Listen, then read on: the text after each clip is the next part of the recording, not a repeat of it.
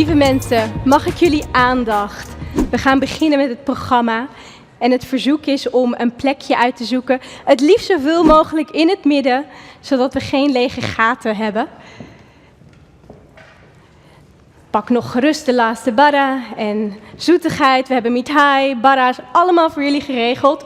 Om er toch een hele speciale avond van te maken. En we zijn Hindoes, dus onze gastvrijheid staat centraal.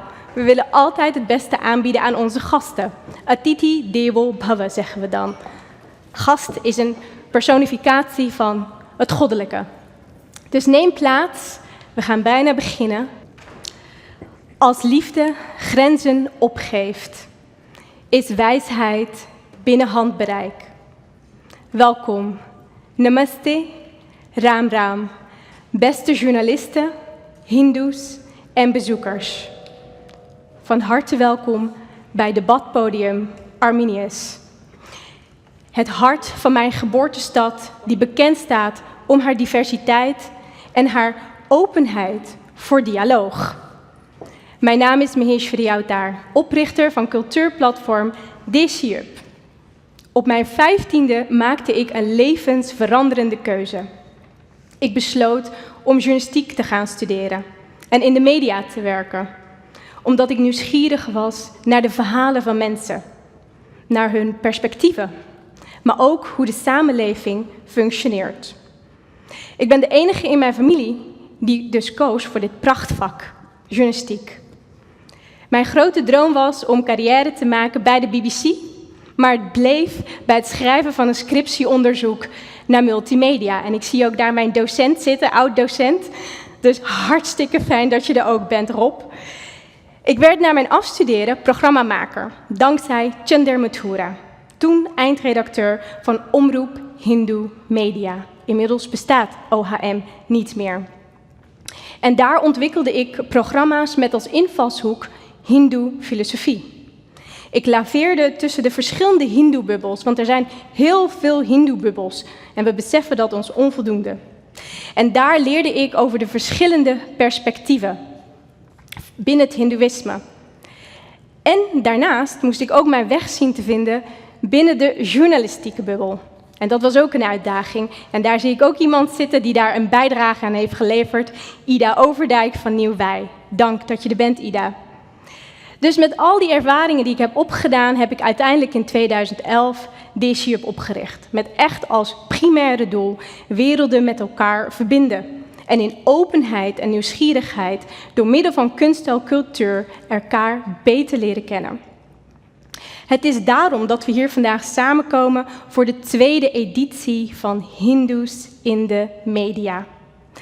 Een initiatief van DesiYUP in opdracht van Nationaal Coördinator Discriminatie en Racismebestrijding. Dank Rabin voor de mogelijkheid en de kans die je hebt gegeven om de avond vandaag te organiseren. En dat niet alleen, we kregen ook de ondersteuning van Stimuleringsfonds voor de journalistiek. Vanavond draait alles om het doorbreken van bubbels. We leven in een tijd waarin misrepresentatie en polarisatie steeds het nieuws halen en ook onze samenleving enorm kleuren. Te vaak praten we over elkaar in plaats van met elkaar. En daarin willen we vandaag echt verandering inbrengen. Dus we hebben jullie hulp nodig vandaag. En dat doen we onder het motto van doorbreek de bubbels. En als jullie hebben opgelet, bij binnenkomst hebben jullie allemaal iets heel leuks gehad. En die gaan we straks allemaal gebruiken. En daar maken we ook nog een foto van, want we willen graag de bubbels doorbreken. En morgen laten zien hoe we dat hebben gedaan. Dus doe vooral mee. Ik nodig jullie ook uit om te luisteren. Maar vooral ook dus om actief deel te nemen aan de avond. Want daar hebben we alle kansen voor gecreëerd. We gaan samen praten, samen de vragen stellen, maar ook veel naar elkaar luisteren. En zo kunnen we de muren van misverstand en eenzijdigheid slechten. Ik wens jullie een hele fijne avond. Dank u wel voor uw komst.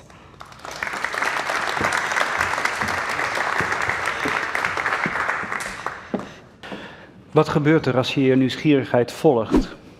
Nou, ten eerste, ik had hier niet gestaan als ik dat niet had gedaan.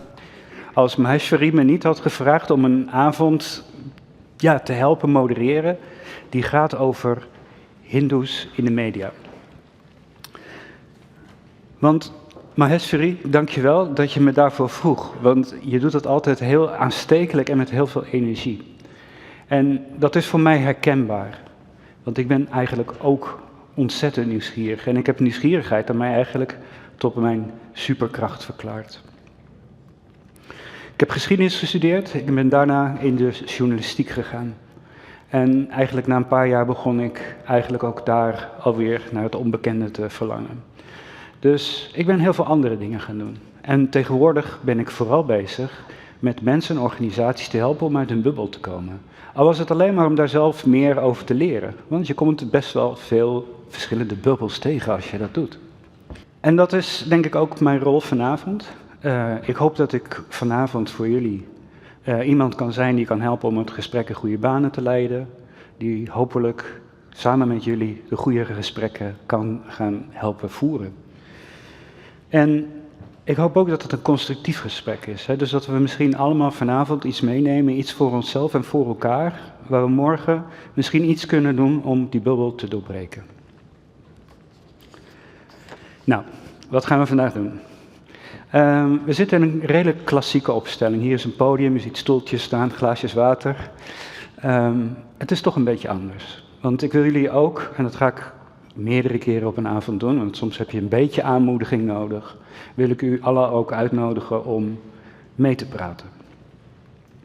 Want we gaan met elkaar in gesprek, en dat hebben jullie vast uit de communicatie opgevangen, van hoe doorbreken we de bubbels tussen de hindoe-gemeenschap en de journalistiek. Want in welke bubbel zit jij? En hoe overbrug jij de afstand naar anderen? En waarom is dat nodig of belangrijk? Wat staat er eigenlijk op het spel? We nodigen jullie eigenlijk allemaal uit om over die vragen na te denken. En we worden daar een beetje bij geholpen. Nou, een beetje. We worden ontzettend mee geholpen. We hebben 3 fantastische gasten. Ze zitten daar nog, een beetje in het donker, maar ze zijn er wel. Als allereerst, Thomas Bruning is hier. En hij is hier namens de Nederlandse Vereniging van Journalisten. En dat is de beroepsorganisatie voor journalisten. En ja, die houdt zich eigenlijk bezig met persvrijheid, goede arbeidsvoorwaarden en een onafhankelijke uitoefening van journalistiek. En daar gaat Thomas vol voor, al 20 jaar lang. En hij gaat ook daarmee regelmatig in gesprek. En ook op soms wel onverwachte plekken. Dus ook hier vanavond. Hij schuwt de dialoog dus niet. En gaat dus ook het gesprek aan over veiligheid en onafhankelijkheid van journalistiek, maar juist ook over misinformatie, representatie en inclusie in journalistieke organisaties en hun producten. Welkom Thomas. De tweede spreker is Amish Tripathi. Amish, it's going to be really, really hard to introduce you in 2 minutes, so I'm going to give it a shot. Amish Tripathi is bestseller-auteur uit India. Hij is een diplomaat, hij is een omroeper en hij heeft sinds kort ook een podcast. 12 boeken geschreven, waarvan meer dan 8 miljoen exemplaren zijn verkocht. In 21 talen vertaald. Snelst groeiende acteur in India. Amish is geen journalist, maar in wat hij zegt en wat hij schrijft, vertelt hij wel veel over het belang van waarheidsgetrouwe berichtgeving. Over dat media verantwoordelijk moeten zijn. En dat vrijheid van meningsuiting een fundamentele democratische waarde is. En ik denk dat dat een mooi bruggetje is naar onze laatste gast. En nogmaals, ik ben ontzettend blij dat je er bent. Rabin Baldewsingh. Nederlandse politicus, bestuurder, schrijver, filmmaker, Surinaams-Hindoestaanse afkomst. Opgegroeid in Suriname, jong naar Nederland verhuisd. Sinds 21 is hij dus nationaal coördinator racisme en discriminatie. Discriminatie en racisme, precies andersom. Hier in Nederland. Maar na zijn politieke loopbaan doet Baldewsingh ook nog andere dingen. Hij is schrijver, hij is dichter en hij is een warm pleitbezorger voor de Hindoestaans-Surinaamse cultuur. Dankjewel dat je er bent. En Rabin heeft vanavond een bijzondere rol, in die zin dat hij vanavond eigenlijk ons derde oog is. Hij zit daar, hij luistert naar de 2 bijdragen van Amish en Thomas. En zal ons vervolgens meenemen in het panelgesprek, daarvoor zijn de stoeltjes, met zijn observaties, zijn vragen. En nogmaals, ik nodig jullie van harte uit om daar ook je in te mengen. Want jullie stem moet gehoord worden. Nou, wat zijn bubbels nou eigenlijk? Dus we gaan er misschien vanuit dat we dat begrijpen wat dat is. Maar uiteindelijk zijn bubbels gewoon gemiste kansen voor verbinding en begrip van elkaar. De bubbels houden onze afstand tot elkaar. En dat betekent dat je vaak aannames maakt over die ander. En dat je eigenlijk ook weinig betekenisvol contact hebt met die andere bubbels. Terwijl daar zoveel rijkdom in kan zitten, juist in dat contact. Ik zei al, het wordt vanavond een bijzondere avond, want jullie zitten nu echt in een soort van theateropstelling. En we willen echt wel dat jullie ook het gesprek aangaan. En dat is een belangrijke rol, want we zijn ook heel nieuwsgierig naar jullie bijdrage en hopen dus vanavond ook die dialoog echt te kunnen voeren. En ik zei het al, ik help mensen en organisaties om buiten een bubbel te treden. En er zijn eigenlijk een paar tips die ik zelf met harde lessen heb geleerd over hoe je buiten bubbels treedt. En dat heeft eigenlijk te maken dat je vooral bij jezelf begint. Ook in het gesprek. Je bewust bent van blinde vlekken en nieuwsgierige vragen stelt om die blinde vlekken in te vullen, zonder oordeel. Dus probeer vanavond vooral de ideeën die hier gewisseld worden uit te dagen en niet de mensen die ze uitspreken. Laatste, en dit is weer een uitnodiging, maak ruimte voor jezelf. We wilden heel graag dat jullie na de sprekers en tijdens het panelsgesprek participeren in het gesprek. Dus maak die ruimte voor jezelf, het is voor jullie. Maar maak daarin ook ruimte voor een ander. Dus hou het niet te lang, maak het een beetje kort, zodat andere mensen ook wat kunnen zeggen. Nou, even kijken. Want je zit allemaal nog een beetje afwachtend. Hebben jullie de bellenblaas? Pak het er maar bij. Yes, we're going to blow some bubbles. We're going to blow some bubbles right here, right now. Just as a warm-up. Because when we burst bubbles, we first have to make them. Komen jullie maar. Ja. All right, don't be shy. Who's going to blow the first bubbles? I don't see any bubbles yet. Yes. Kom maar. Kom jullie maar lekker naartoe. Ja. In the front? Okay, so the photographer is there and he's going to click that picture. More back? Okay, we can stand up. Yeah, sure.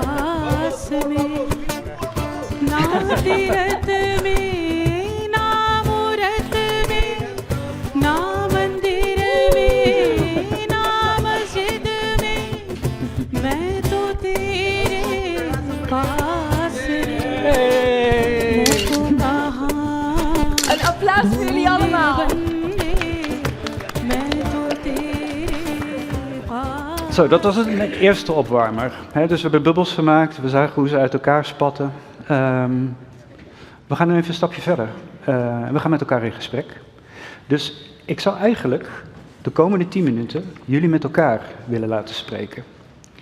En dat doen we in 2 beurten van 5 minuten. En het is eigenlijk heel simpel. Het heeft te maken, ook weer, met oordeelloos luisteren. Dus, kijk om je heen. Kijk naar de andere mensen. En maak contact met iemand met wie je wel eens een gesprek zou willen voeren. Doe het nu maar. Ja, dit is goed mensen, dit is goed.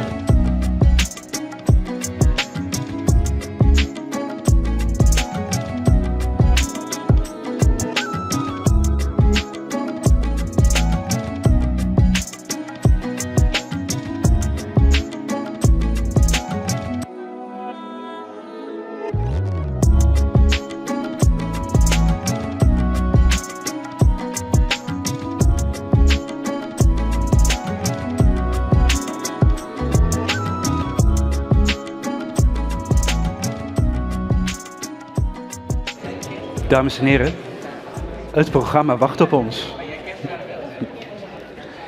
Dus gaan we weer even lekker zitten. Want dan zijn we zo meteen al toe aan onze eerste spreker, Thomas Bruning. En het wordt ongetwijfeld een hele interessante bijdrage. Vandaar ook dat als Thomas is uitgesproken, jullie ook weer de ruimte krijgen om vragen te stellen, perspectieven te delen. Daarvoor is Thomas gekomen. Thomas zegt, de journalistieke sector moet actief streven naar pluriformiteit en representatie van de gehele samenleving. Zodat iedereen met zijn of haar achtergrond zich terug kan vinden in het nieuwsaanbod. Warm applaus voor Thomas Bruning.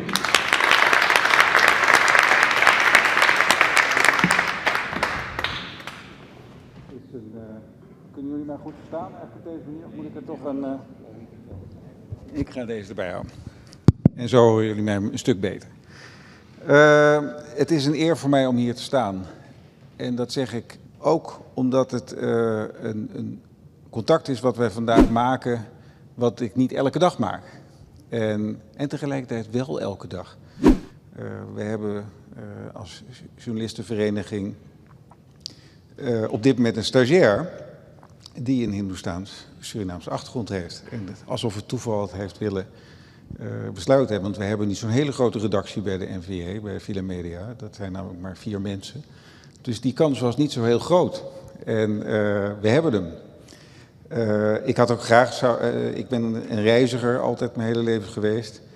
Maar ik moet op mijn schande bekennen dat ik niet in Suriname en niet in India ben geweest. Wat toch de bakermat van jullie achtergrond is. Ik ben wel een groot fan van Krishnamurti, de schrijver. Dus ik kan wel enigszins begrijpen wat jullie drijft.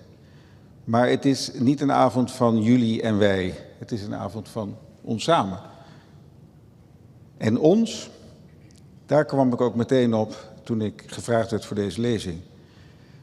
Want wat hing er jarenlang op de wc op ons kantoor, op het NVA-kantoor? Een cartoon met de ondertekst, weer niks over ons. Het was een cartoon, een herkenbare uitspraak, in de cartoon uitgesproken door een oerdegelijk Nederlands echtpaar, teleurgesteld dat de krant ook die dag de zaken die hen bezighielden weer niet had weten te vangen. En dit is precies de bijna onmogelijke missie van elke journalist en redactie om een krant of een journaal te maken dat werkelijk de leefwereld raakt van al haar lezers, kijkers of luisteraars. Die de vragen beantwoordt die haar publiek bezighoudt, de zaken signaleert die hen opwinden. Het is de opdracht van elke zichzelf respecterende redactie om het brede publiek te betrekken en te informeren over alles wat er gebeurt. Om de verkokering en de bubbelvorming te voorkomen, die onze samenleving steeds meer bedreigt. Ik begin maar eens met een definitie van de journalistieke missie. Want we zitten hier niet met alleen maar journalisten in de zaal. In mijn ogen is dat het een redactie die het nieuws wil brengen. En daarover, gebaseerd op feiten, eerlijk en gebalanceerd, strevend naar de waarheid, vanuit een onafhankelijke blik berichten. Met het publiek als enige opdrachtgever. En daarmee streeft ze ernaar om het publiek een venster op de wereld te bieden. Zowel dichtbij als ver weg. En daarbij bevraagt ze de macht en onderzoekt ze misstanden. En daartoe is ze geworteld in de samenleving, zodat ze weet wat er speelt, welke zorgen er leven en welke vragen een antwoord behoeven.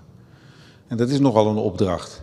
En ik sta hier omdat ik vind dat we ook als beroepsgroep daar echt naar moeten streven, hoe complex dat ook is. En dat we daarover rekenschap moeten afleggen, als het ons niet lukt om dat waar te maken. Want de vraag die terecht gesteld mag worden, is of die worteling in de samenleving nog wel gerealiseerd wordt. En of het ons wel lukt om een venster op de wereld te bieden. En daarbij is het natuurlijk heel belangrijk om ons bewust te zijn dat de media, in enkelvoud, natuurlijk niet bestaat. Gelukkig niet.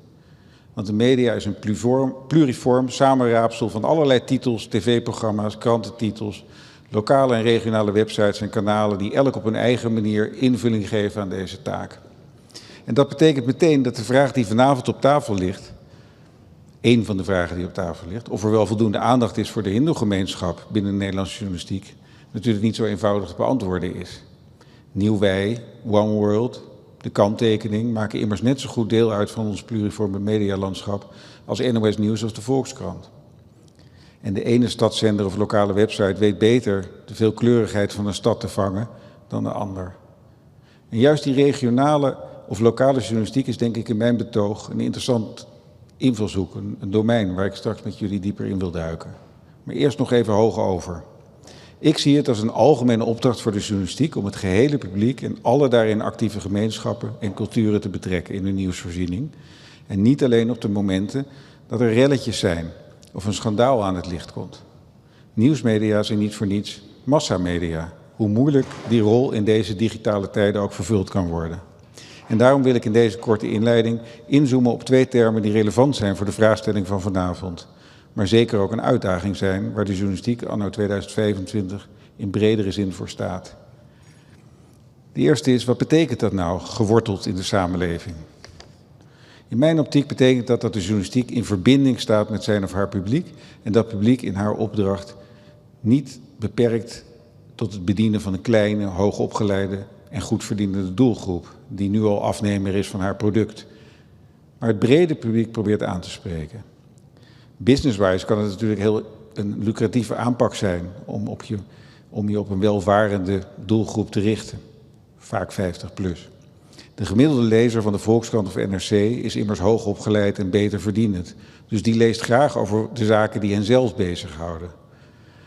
Maar daar zit dus die serieuze valkuil. Als je in je journalistieke keuzes en in de selectie van je redactie daarin meegaat, wordt daarmee de blik op de wereld die je aan je publiek verschaft ernstig versmalt.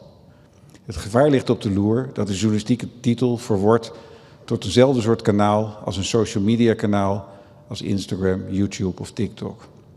Deze leiden ons op basis van onze gebruiksprofielen naar een verkokerde wereld, waarin geen ruimte meer is voor een ander perspectief. Als u dit leuk vond om te lezen, dan vindt u dat zeker ook de moeite waard. En dat kan uitmonden in praten voor eigen parochie, waardoor mensen versterkt worden in hun eigen gelijk en het onbegrip in de maatschappij kan toenemen. Uit je bubbel komen, deel uitmaken van de maatschappij, dat is uiteindelijk de journalistieke oermissie, die beoogt het brede publiek te informeren en alle kanten te belichten, zodat de lezer of kijker op basis van feiten en duiding zelf een democratische keuze kan maken. Bijvoorbeeld eind van deze maand. Als de journalistiek zijn werk goed doet, worden sluimerende misstanden en onderstromen tijdig gesignaleerd en wordt verbinding binnen en tussen gemeenschappen gelegd, waardoor er wederzijdse begrip ontstaat en we niet verrast worden door plotseling opkomende onvrede. Regionale en lokale journalistiek zijn hier van oudsher heel goed in. Daar lijkt het fenomeen worteling in de gemeenschap te zijn uitgevonden. De regionale of lokale journalist maakt deel uit van een lokale gemeenschap en weet wat er speelt. Mensen weten hem of haar te vinden en de journalist doet verslag van lief en leed. En dat gaat niet alleen om misstanden, zoals een gevaarlijke verkeerssituatie of een stinkende fabriekspijp, maar ook om het leed dat achter de huisdeuren verstopt blijft, of oplopende spanningen in een wijk of gemeenschap. Van de straat naar de raad noemen we dat ook wel, waarbij de krant de ogen en oren voor de politiek zijn en mede de agenda van de lokale politiek bepaalt. Niet alleen door de politiek kritisch te volgen, maar ook onderwerpen te agenderen die de aandacht van de raad en het stadsbestuur verdienen. Ik beschrijf hier natuurlijk wel de ideale wereld van de lokale journalistiek. De werkelijkheid is dat journalisten uit veel wijken, dorpen en kleine steden zijn verdwenen. In het gemiddelde dorp, stad of streek of wijk is de journalist niet langer een vaste waarde. Ze doen vaak vanuit centraal gelokaliseerde redacties verslag en zijn niet in staat het leven in een probleemwijk, een kleine stad of dorp te volgen en tastbaar aanwezig te zijn in zo'n regio. En dat betekent niet dat er geen nieuws meer komt uit dit soort gebieden, maar dan toch vooral als de vlam al in de pan is. Er rellen in een wijk zijn of sprake van een ernstige misstand. Dit soort zaken leveren gegarandeerd aandacht van de journalistiek op, vaak zelfs tot landelijke media aan toe, maar niet in de vorm die de betreffende wijk of gemeenschap zich graag had voorgesteld. Opeens gaat het wel over ons, maar dan over relletjes, probleemjeugd, een uit de hand gelopen demonstratie of misstanden binnen een gemeenschap. Terwijl diezelfde gemeenschap of wijk verder zelden het nieuws haalt, omdat het gemiddelde redactielid niet in die wijk woont, geen deel uitmaakt van die gemeenschap. En daarmee komen de zaken die voor verbinding zorgen, een wijk of dorp bijeenhouden, of een gemeenschap, die samen gevierd mogen worden, veel minder snel over het voetlicht. En ontstaat er ook onbegrip richting de journalistiek. En dat merken we op dit moment ook aan den lijve. Onbegrip over de manier waarop een groep wordt weggezet, omdat alleen de grootste schreeuwers aan het woord komen. En wat dat betreft, en ik besef dat dit een schrale troost is, staat er door jullie als hindoe-gemeenschap gevoelde miskenning niet op zichzelf. Ook veel gemeenschappen binnen en buiten de Randstad, andere culturen, herkennen dit probleem. En daarmee kwam ik eigenlijk op een vrij verrassende vergelijking. De boeren in Nederland. Ongeveer in aantal, ongeveer gelijk aan de hindoe-gemeenschap in Nederland. Ook bijna 200.000, als je het een beetje ruim neemt. En deze hebben aan den lijve hetzelfde soort onbegrip ervaren vanuit de media, vanuit het publiek, die ook heel herkenbaar is. Over aandacht hebben ze het niet te klagen gehad. Deels actief opgezocht door slimme partijen en lobbyisten, waar menige gemeenschap niet over beschikt. Maar voor een belangrijk deel ook pas zichtbaar geworden door de ruwe protesten die veel weerstand opriepen. Het zorgde voor polarisatie, wederzijds onbegrip, terwijl diezelfde boeren in veel dorpsgemeenschappen een heel verbindende rol vervullen. Ze veroorzaken niet alleen een stikstof- en een milieuprobleem, maar in hun schuren bouwt de lokale carnavalsvereniging ook zijn praalwagens. Jongeren komen er samen in het weekend en de lokale economie draait er op hun aanwezigheid. En dat werpt een heel ander licht op het draagvlak dat er is voor het voortbestaan binnen lokale gemeenschappen. En verklaart de opkomst van partijen die slechts voor één belang lijken op te komen. En ditzelfde fenomeen doet zich op veel thema's voor. En de kunst is dat de journalistiek op aarde is om enerzijds verslag te doen van de uiterste, maar juist ook in staat moet zijn om de onderstroom te duiden. En daarvoor is menskracht nodig, juist lokaal. Ik wil maar zeggen, de ervaring die jullie als gemeenschap ervaren verschilt dus niet zoveel van andere gemeenschappen, die misschien veel meer als typisch Hollands beschouwd kunnen worden en zich toch volledig onbegrepen voelen. Het zorgt voor vervreemding en onvrede en dat voelen we allemaal aan den lijve. Waarom was die journalist er niet eerder, voordat de zaak uit de hand liep? En waarom wordt er zo'n stereotyp beeld van een gemeenschap geschetst? Het is een onvrede waarover veel groepen, bewoners en gemeenschappen kunnen meepraten. En natuurlijk heeft deze onvrede, en over de rol van de journalistiek, ook te maken met een banaal fenomeen, de budgetten. Journalistiek is kostbaar. Het verdienmodel heeft door de komst van digitale techgiganten uit de Verenigde Staten een forse deuk opgelopen. En dat vertaalt zich in minder grote lokale en regionale redacties die op afstand zijn komen te staan van hun gemeenschap. Het financiële probleem gaan we hier vanavond niet oplossen, maar het is wel belangrijk om te zeggen dat er ook een welgemeend eigenbelang ligt bij redacties om veel meer die gemeenschap op te zoeken en veel meer die gemeenschap ook te vertegenwoordigen. En daarvoor zullen die redacties moeten worden aangepast. En daar komen we, en jullie zaten er lang op te wachten, maar dan het woord dan toch, diversiteit en inclusiviteit op de redacties. Want daar gaat het natuurlijk toch om. En dat betekent in mijn optiek diversiteit in veel dimensies. Als het om een landelijk medium gaat, betekent het dat je redactie niet alleen uit de Randstad komt, maar ook uit andere delen van het land. En dat je journalisten niet alleen uit wijken met koopwoningen komen. En dat je mensen op de redacties hebt die misschien een opleiding en een sociaal netwerk hebben, meer op praktisch mbo-niveau. En zeker een redactie waar de verschillende culturen die Nederland rijk is, goed vertegenwoordigd zijn. Maar het is dus wel een bredere opdracht. En gegeven de afslanking van met name lokale redacties die ik net beschreef, is het nogal een ambitie, zo'n brede en diverse redactie. De vacatures liggen immers niet voor het oprapen. Die missie is dus ook niet vandaag of morgen volbracht. Maar het begint met de realisatie dat er wel iets moet veranderen om deze doelen te bewerkstelligen. Dat redacties er bij hun werving actief rekening mee houden. En dus zoeken naar medewerkers buiten de Randstad, van een andere cultuur, met een mbo-opleiding of uit een hele andere gemeenschap. En vervolgens gaat het er ook nog eens om zo'n diverse redactie bijeen te houden. En ik vertel jullie denk ik geen groot nieuws, maar een onderwerp als Gaza op de redacties op dit moment is een enorm twistpunt. En dat komt, en dat is, zou je ook kunnen zeggen, een goed teken, omdat een heleboel mensen uit nieuwe culturen ook zijn binnengekomen op redacties. Gelukkig wel. Waardoor er nu veel meer dan een aantal jaar geleden het standaard idee dat Israël het enige democratische land in het Midden-Oosten was, niet meer een basis hoeft te vormen voor de aanname dat we dan ook Israël maar alleen zouden moeten steunen. Nee, het ligt veel complexer. Meer diversiteit op de werkvloer op zichzelf is geen garantie voor inclusie. Het meldde het Sociaal Cultureel Planbureau deze week nog in een onderzoek. En uit de praktijk kennen we de voorbeelden van redacties waar een bestaande cultuur voor nieuwkomers heel moeilijk te doorbreken is. Omdat de zittende redactie heel mondig is en nieuwe perspectieven niet zomaar worden geaccepteerd. Een derde voorwaarde is een echt opere houding van de redacties. Ik geef ook wel eens gastlessen bij de scholen voor journalistiek. En dan zeg ik altijd, om een goede journalist te worden, zou je eigenlijk allemaal een lifter moeten zijn. Een lifter die overal in elke auto stapt en een totale dwarsdoorsnede van een land ontmoet.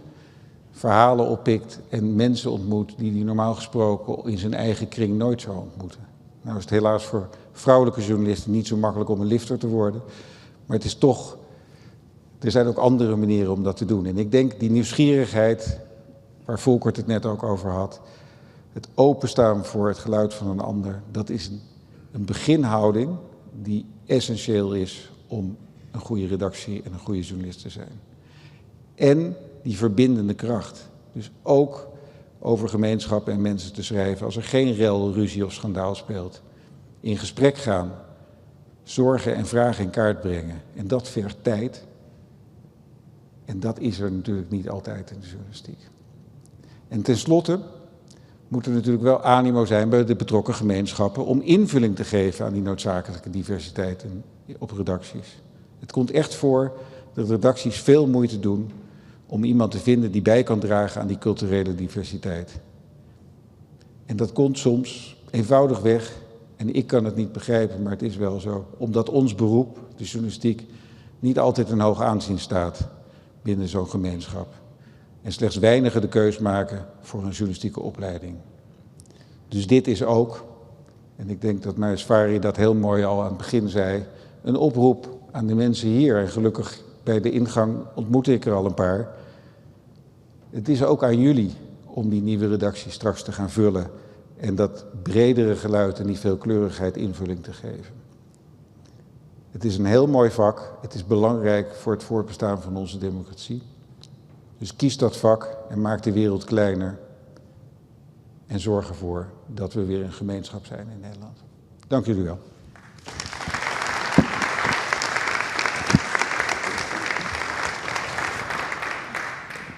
Hartelijk dank, Thomas. Je mag nog even blijven staan, want we hebben een aantal vragen voor je uit de zaal. Dus in de tussentijd dat ik Thomas 1 vraag stel, mogen jullie gaan nadenken wat willen jullie hem vragen. En ik wil toch beginnen, om met de deur in huis te vallen, om vanavond te organiseren, Hindoes in de media, de tweede editie, hebben wij hemel en aarde bewogen om journalisten die niet op mij lijken en ook niet mijn culturele identiteit dragen en religieuze identiteit dragen, uit te nodigen voor de bijeenkomst. En de meest pijnlijke conclusie die wij konden trekken is dat journalisten zeggen, Rotterdam is te ver. Hoe dan? Als je het hebt over een lifter die de wereld moet ontdekken door lekker in de verschillende auto's te stappen om verhalen onbevangen aan te horen, hoe kan het toch zijn dat wij zeggen dat Rotterdam te ver is en dat nog wel van journalisten? Ja, nou ja, ik denk inderdaad zeker als je het zo bekijkt, dan is Rotterdam om de hoek. Volgens mij is het 40 minuten vanuit die mediahoofdstad Amsterdam. Maar wat ik wel probeerde te vertellen hier, dat is dat journalisten op dit moment niet voor een eenvoudige taak staan. En dat heeft alles te maken, en ik had er nog 2 pagina's over, maar ik dacht dat is geen leuk einde van deze speech. Het verdienmodel, dus het kunnen overleven als journalistiek, Ja. staat gewoon serieus onder druk. Dus wat je ziet gebeuren is, dus wat ik maar wil zeggen aan jou is, het is niet geen onwil, maar de productiedruk, het basale nieuws moeten brengen, aan je opdracht voldoen, laat op dit moment heel weinig ruimte om, anders dan als je genodigd bent voor zo'n speech, maar... En even als troost, ik heb er dus wel al een stuk of 6 geteld hoor, hier in de zaal. Dus ik bedoel, ook weer niet te armoedig doen, misschien zijn het er wel 12. Hoeveel journalisten zijn er hier? We hebben 1400 journalisten aangeschreven. Dat valt toch best, maar ja... 1400 journalisten. Ja, maar ik weet dat je ambitieus bent, daar gaat het mij niet om. Maar ik vind deze oogst op een avond die niet per se over de journalistiek gaat, maar die gewoon gaat ook over jullie en ook over gewoon, en die veel breder is. Ja. Denk ik dat dit helemaal geen slechte oogst is. Maar dat we vooral moeten beseffen, en dat kan ik dan wel zeggen over dat verdienmodel, dat journalistiek een publieke taak is. Zeker. Dus als jullie straks eind deze maand gaan stemmen, dan moeten jullie goed beseffen, als jullie een stem uitbrengen op een partij die zegt die publieke omroep, die moeten we maar eens even halveren of een streep doorheen, dan maak je het nog moeilijker. En journalistiek kost geld. Dus en ik vind wel dat iedereen, dus ook studenten en mensen met een laag inkomen, ook een abonnement op een krant of op een digitaal medium zouden moeten kunnen veroorloven. En dat is best een probleem. Hoeveel mensen zijn hier met een abonnement op een krant, digitaal of wel gewoon een fysieke? Nou, ik zie toch wel wat handjes. Heel voorzichtig, het mag best omhoog. Het mag echt, je handje mag flink omhoog. Laat Thomas maar even zien. Nou heb jij het probleem, hè? Want dus nou ben ik dus teleurgesteld. Ben jij teleurgesteld? Ja, natuurlijk. Ja, okay, want dan denk ik dus... Meer handjes dan die 6 die jij net zag. Ja, wel, ja, maar die journalisten moeten wel leven van die handjes, hè? Zeker. En dat is dus, dat zijn er meer... Dat is een abonnement is niet een salaris. Helder verhaal. En het is ook niet de bedoeling om de journalistiek hier af te kraken, want wat ik ook zei, het is een prachtvak. Ik heb ervoor gekozen. Het was mijn missie om journalist te worden. En dat heb ik ook kunnen bereiken. Dus het is niet zo dat ik het vak wil afvallen. Maar waar het hier om gaat, en het meest pijnlijke is ook wel dat er wordt gezegd, de Hindoes. Interessant. Maar nog niet relevant. En als je dus nog niet op de hoogte bent wie die hindoe-gemeenschap is, wat de drijfveren zijn van die hindoe-gemeenschap, maar er wordt er wel heel veel over geschreven. Weliswaar het nieuws van het buitenland, die dan hier in Nederland wordt, ik bedoel, je leest het in de kranten, je ziet het op televisie, maar de hindoes hier in Nederland herkennen zich niet in die verhalen. En daar willen we aan gaan werken. Dus het is wel de missie vandaag om ervoor te zorgen dat we ergens een soort van middle ground gaan vinden, dat die hindoes zich gaan beginnen, een kleine stap, te gaan herkennen in de verhalen die nu worden gemaakt door de journalisten. Want er worden verhalen gemaakt op dagelijkse basis, zijn er ongeveer, ik hou het allemaal bij, ongeveer zo gemiddeld 5 tot 6 per dag. Maar er zijn heel weinig verhalen waar wij zeggen, dit gaat eigenlijk over ons. Dus hoe gaan we dus die bubbel die er nu is ontstaan vandaag doorbreken? Ik heb genoeg gesproken. Ik denk dat het best een pittige vraag was, als ik het zo mag stellen. Wie heeft er een vraag voor Thomas? Want Volkert die loopt hier rond met de microfoon. Kijk eens aan. En ik zie Shivan meteen een hand opsteken. Nou, die staat gewoon naast je, dus stel hem maar. Bedankt. Je had het net over financiën en over bubbels. In hoeverre, als voorzitter van de NVE, merk je dat financiën ook een rol speelt in de neutraliteit van een journalist? Ik kan me voorstellen dat een journalist schrijft, opgeleid tot journalist, wil een mooi verhaal schrijven. Tegelijkertijd heb je natuurlijk een commerciële partij, in veel gevallen die erachter zit, die ook met krappe budgetten zit en die denkt, ik wil over iets gaan schrijven wat interessant is, wat veel lezers trekt. Merkt u dat steeds meer een rol van betekenis heeft? Nou, dit is een heel herkenbare en terugkerende druk. In Hilversum waant nu de term de BKI-norm. En dat staat voor bereik, kosten en impact. En dan is impact er nog bij verzonnen om het niet alleen maar over bereik en kosten te hebben. Dus ook, en daar verzetten wij ons ook wel tegen, wij denken juist dat die publieke journalistiek ook zo belangrijk is om soms een extra stap te kunnen doen. En inderdaad hier te zijn of naar een buitenland te gaan om veel beter te begrijpen hoe de wereld in elkaar zit. En dat is in een wereld waar het inderdaad samenhangt van abonnementverkoop en kosten dus. Hè, is dat gewoon een complexe. Dus ik ga hier zeker niet ontkennen dat er een enorme druk is dagelijks. En die begon ooit bij de televisie. Hè, dat er werd gezegd, de kijkcijfers van de vorige dag. Hè, maar die gaan op dit moment in digitale tijden veel verder. Hè. Het is nu zo dat ze precies meten wat het afhaakmoment is. Nou, ze waren al lang in dit gesprek afgehaakt, zullen we maar zeggen. Dus we hadden al moeten stoppen, hè, in een gemiddelde talkshow of in een gemiddeld programma, omdat te veel kijkers dan zouden afhaken. En dat zie je bij krantenredacties ook. Vroeger was het zo dat je had een heel ander systeem dan in Engeland, waar de kranten los verkocht werden. Dus waar die voorkant, hè, de tabloids, heel belangrijk waren. In Nederland had je een keurige abonneeschare. Dus kon je je best wel wat veroorloven als krant om ook moeilijke stukken te maken. Op het moment dat je steeds meer, en daarom is dat betaald abonnee zijn ook zo belangrijk, dat je steeds meer afhankelijk wordt van die eyeballs op dat ene plekje, is de neiging om te zeggen, kies een onderwerp of maak het kort of maak het niet te moeilijk, is aanwezig. En dan wordt er inderdaad, en dan is iets wat de Nederlander of het publiek wat je wil bereiken niet meteen raakt, is meteen een moeilijk onderwerp. Dus dat klopt helemaal.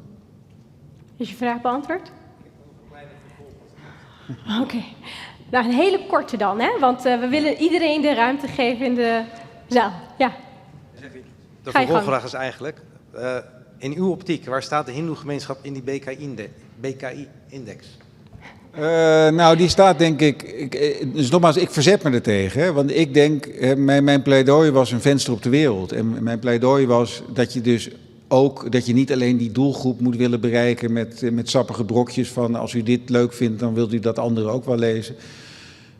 De ambitie, denk ik, van de journalistiek is om meer te doen en ook te verrassen en om iemand een deel van een totale gemeenschap te maken. Dus ik zou niet zeggen, ja, waar zit die BKI-norm? Ik denk wel dat het, als je het hebt over haalbaarheid, dan is het haalbaarder, denk ik, voor een stadszender in Den Haag of een stadszender hier in Rotterdam, om te zeggen, hé, er zit hier best een grote hindoe-gemeenschap in deze stad. Wat weten we daar eigenlijk van? En staan die wel op onze radar? En wat beweegt hun? Dat is denk ik wel iets wat haalbaar is. En ik denk op landelijk niveau moet je ook voor een deel nederig, moet ik ook nederig zijn. Dan moet ik zeggen, ja, er zijn zoveel, gelukkig, hè, zoveel verschillende gemeenschappen in Nederland, dat we ook niet kunnen verwachten dat journalisten een soort tovermensen zijn die dat elke week of elke dag, ook al zou jij het willen, hè, bij spreken, maar daar altijd aandacht aan kunnen besteden. Dat lukt niet. Dat ga ik hier niet beloven. Maar begin nou maar eens op lokaal niveau. En kijk maar eens, en daar hebben we jullie zowel op die redacties voor nodig, maar dus ook als betalende kijker en betalende abonnee. Ik zie nog een aantal vingers, dus... Ja, goedenavond, Jena Riva Padula. Hoe zit het met de representatie en de gunfactor? Want ik kan een voorbeeld aanhalen, bijvoorbeeld de yoga-filosofie. Ik bedoel, dat is zeker niet een onbekende filosofie, afkomstig natuurlijk vanuit de bron, vanuit de hindoe-filosofie. En als ik zie van hoe verwesterd dat wordt, hè, ik bedoel ook in de media, dan vraag ik me af hoe het is met de gunfactor en de representatie. Dat juist die mensen vanuit die filosofie ook daadwerkelijk in de media komen, in plaats van de westerse mensen die filosofie bijvoorbeeld aanhangen. Laat mij dat maar even als voorbeeld nemen. Ja, maar dan kom ik een beetje, want nu wordt hij heel particulier. Kijk, dat is altijd mijn lot, hè, dat ik de media, de journalistiek vertegenwoordig. Dat doe ik met trots als het gaat om de journalisten die vertegenwoordigen. 8000, daar ben ik heel trots op, dat ik die mag, ja, dat er één iemand is die dat soms die groep mag representeren. Maar die is op zichzelf, hè, dat zijn allerlei redacties, dat zijn allemaal titels. En daar ga ik niet over. Die beslissingen neem ik niet. Oké. Ik had het over, dus heel concreet, de representatie en de gunfactor binnen de journalistiek. Dat als er bijvoorbeeld, dus ik neem alleen als voorbeeld zeg maar de yoga-filosofie, dat vanuit die contraien, van die achtergrond van de hindoe-filosofie waar het voortvloeit, ook die mensen voor gevraagd worden binnen de journalistiek om bijvoorbeeld daarover verslag te geven. Ja, nee, dan snap ik hem beter. Dat mis ik gewoon in de media. Nee, maar dan gaat het over die adresboekjes. En dan gaat het erover dat als jij een redactie hebt, en nogmaals, het is een ideaal beeld wat ik schets, maar als jij dus echt een mooi, veelkleurige redactie hebt, waarin allerlei gemeenschappen, allerlei kringen vertegenwoordigd zijn, dan is de kans natuurlijk veel groter dat in een van die adresboekjes of ook gewoon een naam staat die veel meer past bij de origine van zo'n onderwerp. Is die gunfactor er wel of niet? Nou, die gunfactor is er denk ik in theorie wel, alleen is het in de praktijk natuurlijk zo dat nog heel veel redacties nog volop in een veranderingsproces zitten en nog helemaal niet zo ver en al trots zijn dat ze op zijn minst een deels meerkleurige redactie hebben gekregen. Ja, nou ja, dat is waar ik mee afsloot. Ja. Oké, we hebben heel veel handjes. Het komt nou los, ja. Het komt zeker los. Ja, je maakt wat los. Dat is heel goed. Ik zie dat Bikram hier een hand heeft opgestoken al een vrij lange tijd. En dan gaan we door naar de overkant. Ja, even de vergelijking die u trekt met de boerenpartij. Ja, dit was even leuk, hè? Ja. Ik hoop dat u ook aangaf, die groep was al georganiseerd in het CDA. Die is losgelaten en die heeft zich opnieuw georganiseerd. Dus als u de hindoe-gemeenschap ergens mee wil vergelijken, zou het misschien zijn de Sinti en Roma, waar jarenlang niet naar is omgekeken. Want anders creëert u een ander beeld van zelfredzaamheid, terwijl die vergelijking, vind ik, heel erg mank gaat. Ja. Ja? Ja, nee, daar heeft u ook wel weer een punt. Maar het ging meer, mijn vergelijking... Ja. Dat was eerst punt. Tweede punt is, ik voel me een beetje beledigd als u zegt, zoek het bij de lokale kranten en media. Want dat zegt u ook niet tegen de Joodse gemeenschap, van zoek het bij TV, AT5 enzovoort. En rondom de Joodse zaken moeten we wat minder, omdat de gemeenschap kleiner is, minder op de nationale media hebben. Ik vind het beledigend. Want als men op landelijk niveau steken laat liggen, moeten wij niet het zoeken op lokaal niveau, maar dan moeten de professionals wat harder gaan werken. Dus ik vind een verantwoordelijkheid en niet afschuiven dat de gemeenschap nieuws moet gaan creëren. Er is voldoende nieuws. Het pijnlijke is dat wanneer het negatieve hindoe-nieuws is uit India, dat het wel de nationale kranten oppakken, maar wanneer het positief nieuws is van hindoes hier in Nederland, kennelijk wij dat bij de stadskrant moeten gaan plaatsen. Dat wringt dan. Nee, maar dat is volgens mij niet wat ik wilde zeggen. Ik denk dat we sowieso moeten accepteren, en dat probeerde ik ook te zeggen, de journalistiek zal er altijd zijn als er een atypische situatie is. Dus als er een rel is, als er onrust is, als er een misstand is. Dat is ook de opdracht van de journalistiek. En waarom is dat? Dat is niet alleen maar om, ik zou maar zeggen, kranten te verkopen of aandacht financieel binnen te komen. Dat is gewoon omdat een gemeenschap, het publiek, wil weten als er iets mis is. Dus er zijn boeken over volgeschreven om journalisten goed nieuws te laten brengen. Maar ik kan u vertellen, dat gaat niet werken. Dat kan zo af en toe werken, als er een mooi festival is, als er een mooie een sportwedstrijd.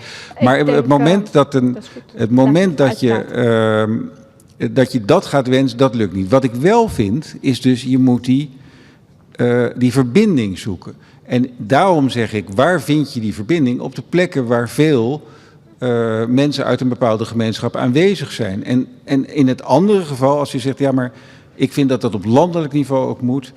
Ja, dan zeg ik, dan concurreer je met ontzettend veel andere groepen. Dus dat kan je niet van een gemiddelde landelijke medium, kan je dat niet verwachten. Je kan niet verwachten dat al die media zeggen, nou ja, alles. Er is inderdaad ook niet overal een Joodse vertegenwoordiger op een redactie. Dat is nou net natuurlijk een beetje het verleden waar we het net over hadden. Dat was misschien, dat stond op ieders netvlies. En terwijl bij wijze van spreken de aandacht voor de Palestijnen net zo belangrijk is. Dus het is Maar je kan niet gaan verwachten dat we hier nu het probleem oplossen dat op... Nee, ik denk die verbinding kan je zoeken op de plek waar veel mensen uit een bepaalde groep bij elkaar zijn. En dat gaan we ook zeker doen. We gaan straks verder, want er komt nog een panel. Alleen onze tweede keynote spreker uit India staat te popelen om jullie te woord te staan. Dus laten we hem een warm applaus geven. Amish Tripathi ji, aap yahan par padhariye.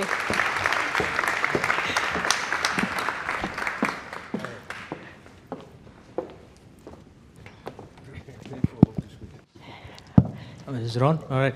I'm afraid I didn't understand a word of what was said, but I heard my name. So I thought I'm supposed to come up. I'm so sorry. I don't speak or understand Dutch, but I was told I can speak in English because I was told Hindi wouldn't fly here with most people. Praveen was doing translations and summary translations, pretty good ones, of some of the things that were spoken out here. And some statements actually struck out with me. That between Hindus and Western media, it's not just Dutch media, Western media, we often talk about each other, but not to each other. And that's a fair point. I actually lived in London for 4.5 years. I've lived most of my life in India. I'm an India boy. But I did live in London for 4.5 years, and I sensed this.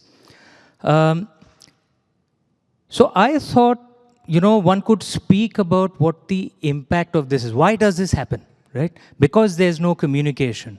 And I could structure my speech around 3 points. Why 3? Because we're in this beautiful Dutch church, and there is the concept of the Holy Trinity in Christianity, but many of the Westerners would be surprised to know there's a concept of a Holy Trinity in Hinduism as well. So 3 is a good number, so why not stick to 3? The first point that I want to discuss a bit is that this lack of communication and the bubbles that we're all stuck in, what kind of misconceptions and biases does it lead to? And I'm going to speak of some learnings that I got from London, but I'm sure it applies in the Netherlands as well. The second area that I want to speak on is that why did these biases and misconceptions persist for so long? Why was there a lack of communication? I have some theories. I'll put them up for your consideration. And the third point, why is it so critical to break the bubble now? Why is it so critical to start communicating now? Time is of the essence in this. So first point, what are the misconceptions? Let me speak of it on both sides. Some misconceptions or biases that Westerners have about Hindus and vice versa. Among the things that I heard in London from Westerners about Hindus is, oh, you guys are idol worshippers. Yeah, this is something that's thrown at us. You guys are idol worshippers. Like, it's something wrong, right? And among the things that I'd made a point to some British friends of mine is that you forget that the greatest Western thinkers of the ancient times, Socrates, Plato, Aristotle, they were also idol worshippers. It's something that's often forgotten. And I'm not saying that others have to become idol worshippers. We respect the rights of idol rejectors as well. But what is the philosophical concept behind idol worshipping? Because the thought is that, oh, you're just worshipping a stone. No, it's not as prosaic as that. The concept behind the Hindu concept of idol worshipping is that we see the divine in everything, not just a stone, even in the rivers, in the trees, in Mother Earth, in the skies, in you and me. Everyone knows the word for this. What's the Sanskrit word when we put our hands together? Namaste. Yeah. What does namaste translate as in Sanskrit? It's often erroneously translated as hello.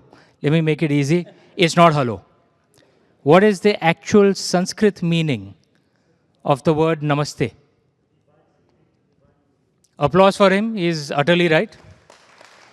What namaste means is that I bow to the divine within you. And when you say namaste to me, you are acknowledging the same thing. You're buying to the divine within me. This is a beautiful concept.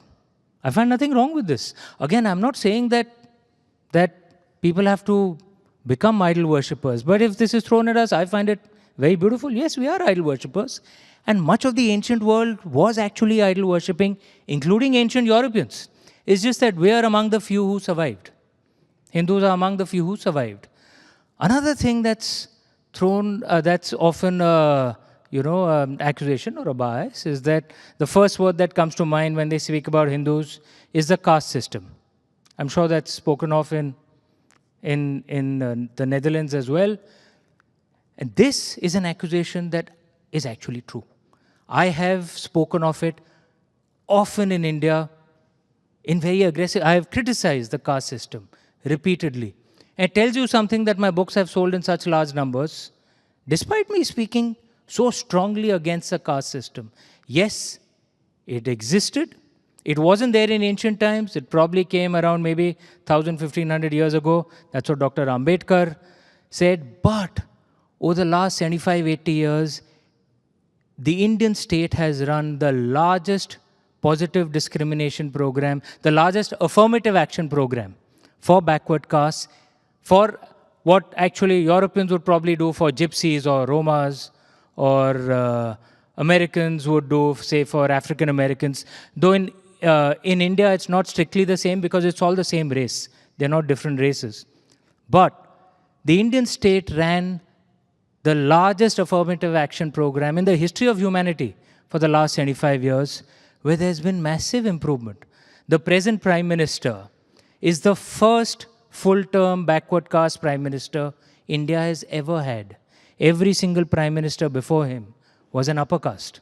Every single full-term Prime Minister. The present President is a scheduled tribe, which would also be a backward community. The previous president before her is a scheduled tribe woman, by the way. The woman should applaud for this. It's the most powerful, President, Her Highness President Draupadi Murmuji is the most powerful scheduled tribe woman in the history of humanity. She's the present president today. The one before her was a scheduled caste male. So, yes, it did exist, but India is working hard at solving this. That should be acknowledged too. What are the biases? Because let's be fair, there are biases that exist in reverse as well, from Indians towards Europeans. Let's be honest, among Indians, there are times where there is racism, but very often we also see racism when there is no racism. Let's be honest, right? And that's something that can be unfair towards the Europeans. There are some Europeans who are racist, that's true. Just like there could be some Hindus who are casteist. But there are many Europeans who make very hard attempts to not be racist, and we must acknowledge that as well. There is perhaps a historical trauma that because Hindus suffered a lot of foreign invasions. First, the Turkic invaders from Central Asia, and then the European invaders. So we've suffered a lot of historical invasions. Maybe that's there in the back of our mind. So we see biases even when it isn't there. But maybe we should start acknowledging there are many Europeans who do make strong attempts to speak against racism. Thomas is here. He's engaging. So these are things that should be acknowledged on the reverse as well. So these are some of the biases that have existed, some of the misconceptions, which brings me to the second point, that if the changes on both sides are, as we can acknowledge, so obviously changing, why do these misconceptions still exist? Why has there been so little communication? I think most things are actually driven by the real world issues of wealth and power. If you are wealthy and powerful, people will want to engage with you. If you're not wealthy and powerful, people will not want to engage with you. It's the harsh truth. It's the truth, but it's the harsh truth. For very long, frankly, Hindus were never at the big boys' table. For many centuries, we weren't at the table, we were on the table, we were being eaten, because we were ruled by foreigners. But for the last 75, 80 years, we have been free, but we made a lot of good choices when we got independent. We chose democracy. We chose liberalism as a way of life. This is all good, right? But we also chose socialism as an economic policy, which was a disaster. So Hindus, frankly, weren't economically powerful enough. The Hindu diaspora abroad as well was just about starting to come out. The majority of the Hindus in India, in the Netherlands, are Suriname Hindus, right? Who got Suriname got independence in 1975, yeah. So it's only then that they could actually start forging their own identity. Many of them came to the Netherlands at that point of time. But if you look at things today, how are Hindus abroad, how are they doing today? They're like stunningly successful, right? Not just in the Netherlands, the US, UK, Europe, South Africa, everywhere, right? Stunningly successful community. Educationally, economically, socially, not that much politically or in the media and journalism. I think a large part of it is most parents don't want to, most Indian Hindu parents, if the kid comes and tells them, Daddy, I want to be an actor, or what are you going to do as a parent? One tight slap, go and do engineering or medicine, right? So we don't allow our, often, maybe that's why there hasn't been that many in journalism. I heard that translation as well. There aren't enough Hindus in journalism. There should be more. But the situation has changed now. Hindus abroad, across countries, not just in the Netherlands, have become far more successful. And it's true of India as well, because most Hindus in the world actually live in India. What was India as a country like? Till the 1980s, our GDP, India's GDP, was lower than the sales of 3 American car companies. We were that poor, right? In the 1980s. And just 2 years back, India crossed the GDP of our former colonial master, the UK. We should all Hindus should applaud for this. It's a damn good achievement. And in just a few years more, we are probably going to cross Germany and Japan. We're going to be the 3rd largest economy on earth. We're the fastest growing large economy, hub of innovation, infrastructure growth in every way, which brings me to my 3rd point. Why is it so critical today? There is a free trade agreement being discussed between Europe and India. And I engage with some senior people across both parties in both sides in the government. I've been assured end of this year, next year, early, it should come to a fruition. Among the things that often, because actually Europe and India don't have that many massive strategic issues. You know, a partnership is almost kind of logical. But often the problems happen because we are lost in translation. We are not communicating enough with each other. So which is where we don't build enough of a strong friendship when it can be actually easily achievable, right? And if you ask India to build a strong friendship with I'm a former diplomat, so I won't name them, but with our Western neighbor, it's really difficult because the challenges are strategic. But it's not so with Europe. We can very easily make friends. So there is a strategic necessity on both the European side and the Indian side to start communicating so that we can find deeper bonds. Look, there's no way we're going to agree on everything. Okay? I always believe if 2 sides agree on absolutely everything, then one of them is not required. There will of course be differences. But if you're agreeing on more than you're disagreeing, then a relationship makes sense.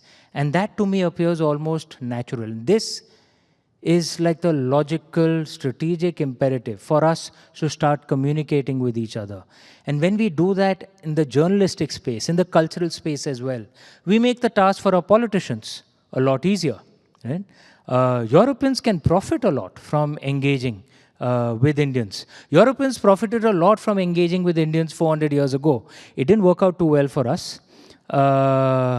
But now it'll work out well for us as well. But it'll work out for you guys, for Europeans as well, if you engage with us. France in Europe has actually been engaging very deeply with India. And and profiting from it.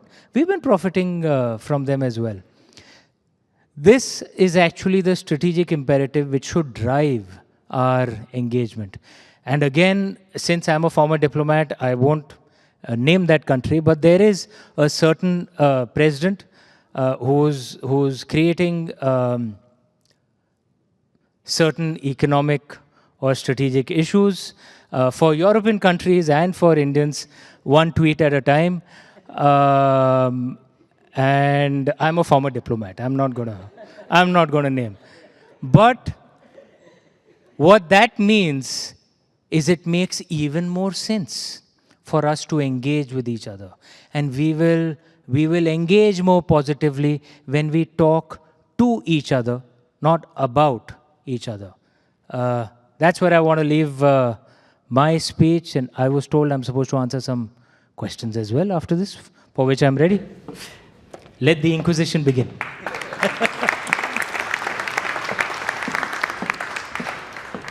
Thank you for this wonderful speech. I have one question.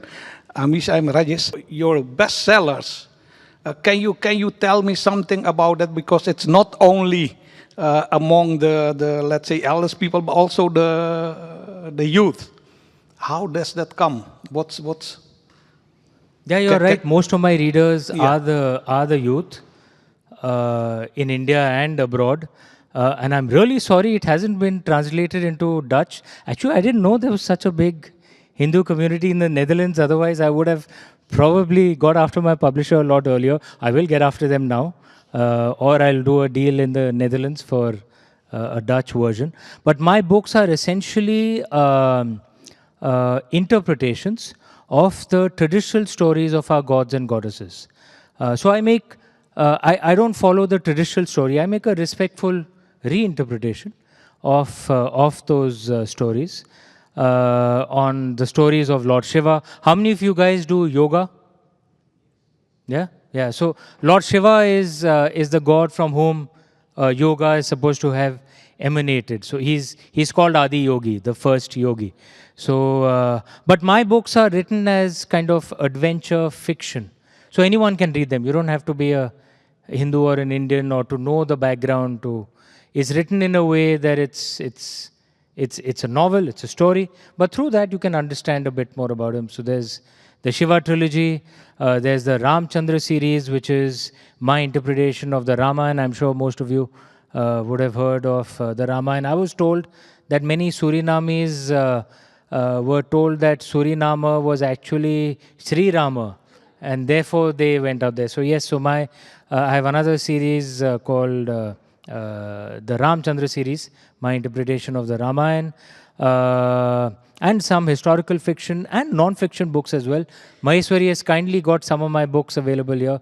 Those are the non-fiction books, Immortal India, Idols. Yeah, those are pure philosophical books which I enjoy writing. But the novels are the more mass books, yes.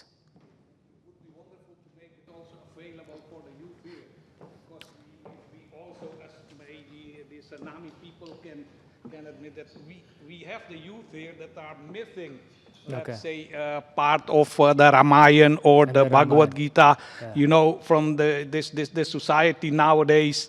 In this society, they are busy with other things, and I know that you have the bestsellers.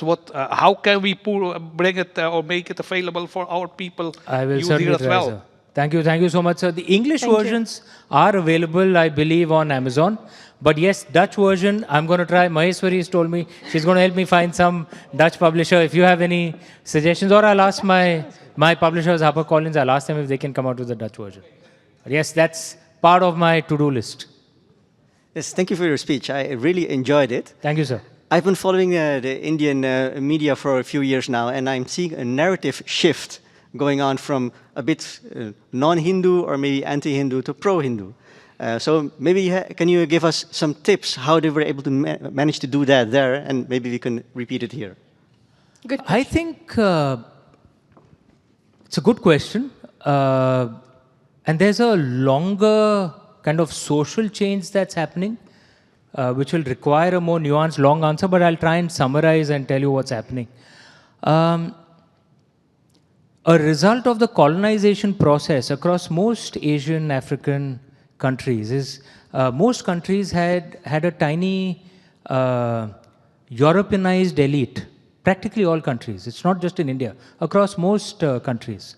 So there was a time at the beginning when the Indonesian elite was more Dutch in their thinking. Egypt was very anglicized. The elite. The Indian, Pakistani, Bangladeshi elite were also an anglicized elite.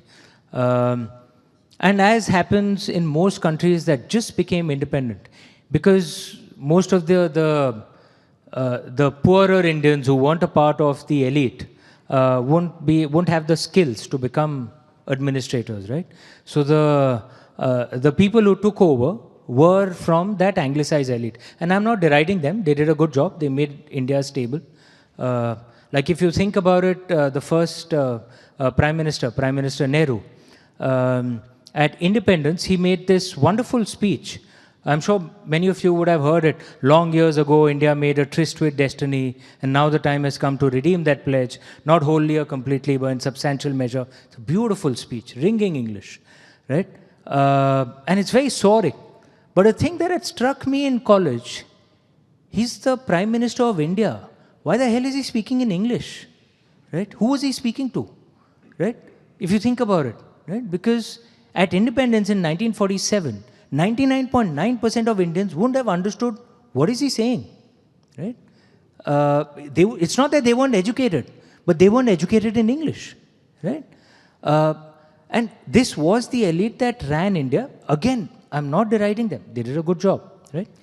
What happened over the last 75, 80 years is many people who were from the non-anglicized elite got educated in English as well, and particularly post-1991, many of the poorer people have become dramatically wealthier, right? So it's just that, how does one put it? The real India is now a part of the elite as well. And that's what has changed the conversation. That's what has actually happened. Yeah? I'm holding. So just continuation of this discussion, it's very interesting. The whole society changes and then we see the effect. From time of Ram Rajya and say Ram Rajya Dukha Kahu Na Vyapa. So society based on dharma and right things and freedom and all good. And we have seen such dramatic changes, like, for example, beginning of 90s in Europe, communism fell, all freedom grew, the Berlin Wall fell. And similarly, and the changes happen very, like, without violence. Same we see now in India, like more freedom. Hindus now realize that, you know, it's right to be proud Hindu, right to be proud Indian. And that is seen then, like, you know, the transformations that are happening because of change in the collective consciousness of society. And at the same time in journalism, like the past top journalists were like, you know, now not more. Editie, what is your question to no, Amish? I am just continuing that discussion. That So coming back to Europe, Western journalists, this change, maybe they are not accepting like India as Hindu nationalist country, and something is needed. Maybe social change is needed, that society changes and accepts, and then journalists will accept. So this is a really interesting point, because this is about how nationalism is being perceived. Fair. So the way I see it, because there are two different questions here. Should the society and people across society be proud of their culture? Oh yeah, 100%. I, for example, I'm a very proud Hindu. And I've held this even when it wasn't fashionable.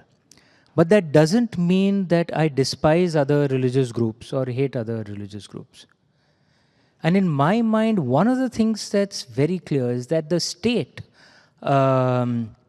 must be strictly equal and plural, and which will be good for India. The question that arises is the state plural? Frankly, no. And even at 1947, no. And these are among the things that I've actually spoken of publicly. And once again, these conversations, at least I believe, they don't have to be had with aggression, or it can be done politely, right? So, for example, in India, since 1947, you'll be surprised to know that it's one criminal law for all groups, but personal laws, it depends on the religious group that you are from. This is not plural or secular, right? And this is the way it has been since 47. It's not a new thing. So as a result of this, for example, Hindus, Sikhs, Buddhists, and Jains get, in their tax treatment, they get some benefits that is not available to Muslims. Even Christians get those tax benefits, but it's not available to Muslims. But on the other hand, Muslim women actually suffer a lot of legal, in a way, almost apartheid, as compared to women of other communities. So, for example, Christian, Hindu, Buddhist, Jain, Sikh men are not allowed to practice polygamy in India, are not allowed to do child marriage. They cannot legally. They cannot marry a child bride. But Muslim men are allowed polygamy, and so to me this is not secular. This is not good, right? So I would differentiate this from two perspectives. Society, every community should be proud of who they are, because that pride is the fuel of greatness, right? Without feeling any need to despise or hate someone else. But the state needs to become genuinely secular. It is not at this point of time. If Muslim women are facing legal apartheid in India, which no other religious group women face, that's not fair. It should be changed, right? Muslim women should also be given those rights that Christian women, Hindu women, Sikh women, Jain women get, right? And similarly, the tax treatment should become equal across all. So this is what I would support. I've spoken about this repeatedly abroad as well. But having said that, I'll still say I'm a very proud Hindu, and my religion teaches me that there's actually divinity in all. That no truth is the truth. Everyone has a right to their truth. I will respect my truth, and someone else has a right to respect their truth. They shouldn't force their truth on me. I can't force my truth on them. And this is actually the original Hindu way. There's a lovely Sanskrit line which is there in the oldest Hindu scripture, which is actually the oldest scripture in the world, oldest surviving scripture in the world. It says, Ekam, in the Rig Veda, it says, Ekam Sat Vipra Bahuda Vadanti. Truth is one, but the wise speak it as many. It's a beautiful thought. It's among the thoughts that I live by. Thank you so much, Amishji. Thank you so much for your thoughtful words. So let's continue with the next phase of our conversation, our dialogue session. Because now, Volkert, you can tell us what's going to happen next. Yes. And I have to switch to English now, because we do want you to be aware of what is being said, so you can participate in this conversation as well. And the same as you, but they're going to need some help from a few strong guys to get this thing off.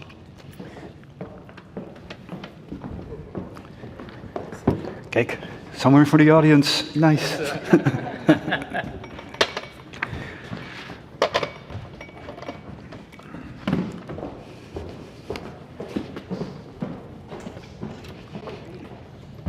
So,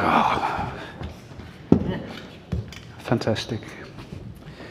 I want do want you to have a seat in the little red racing seats here.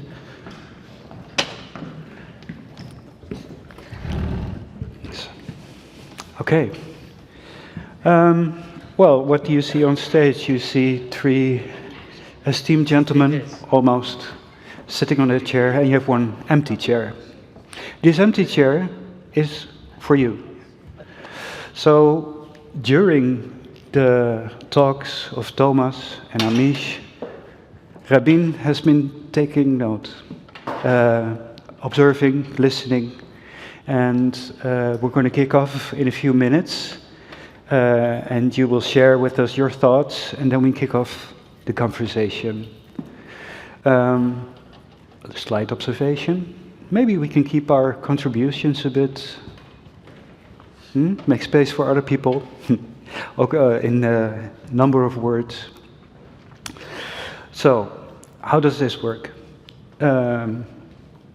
The conversation is ongoing, and at one point you think, I really want to contribute, or I have a question. You don't have to raise your hand, you just stand up and go sit on that chair.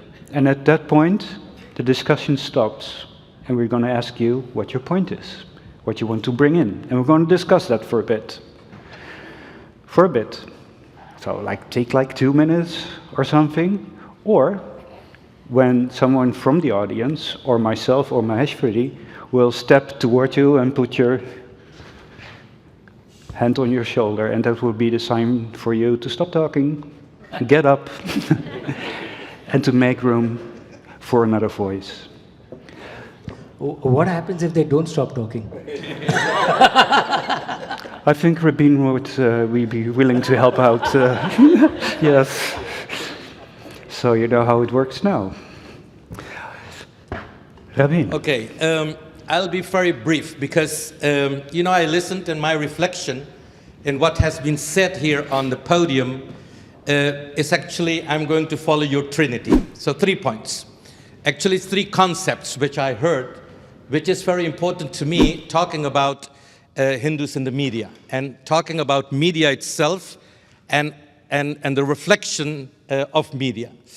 I heard the word curiosity, nieuwsgierig zijn.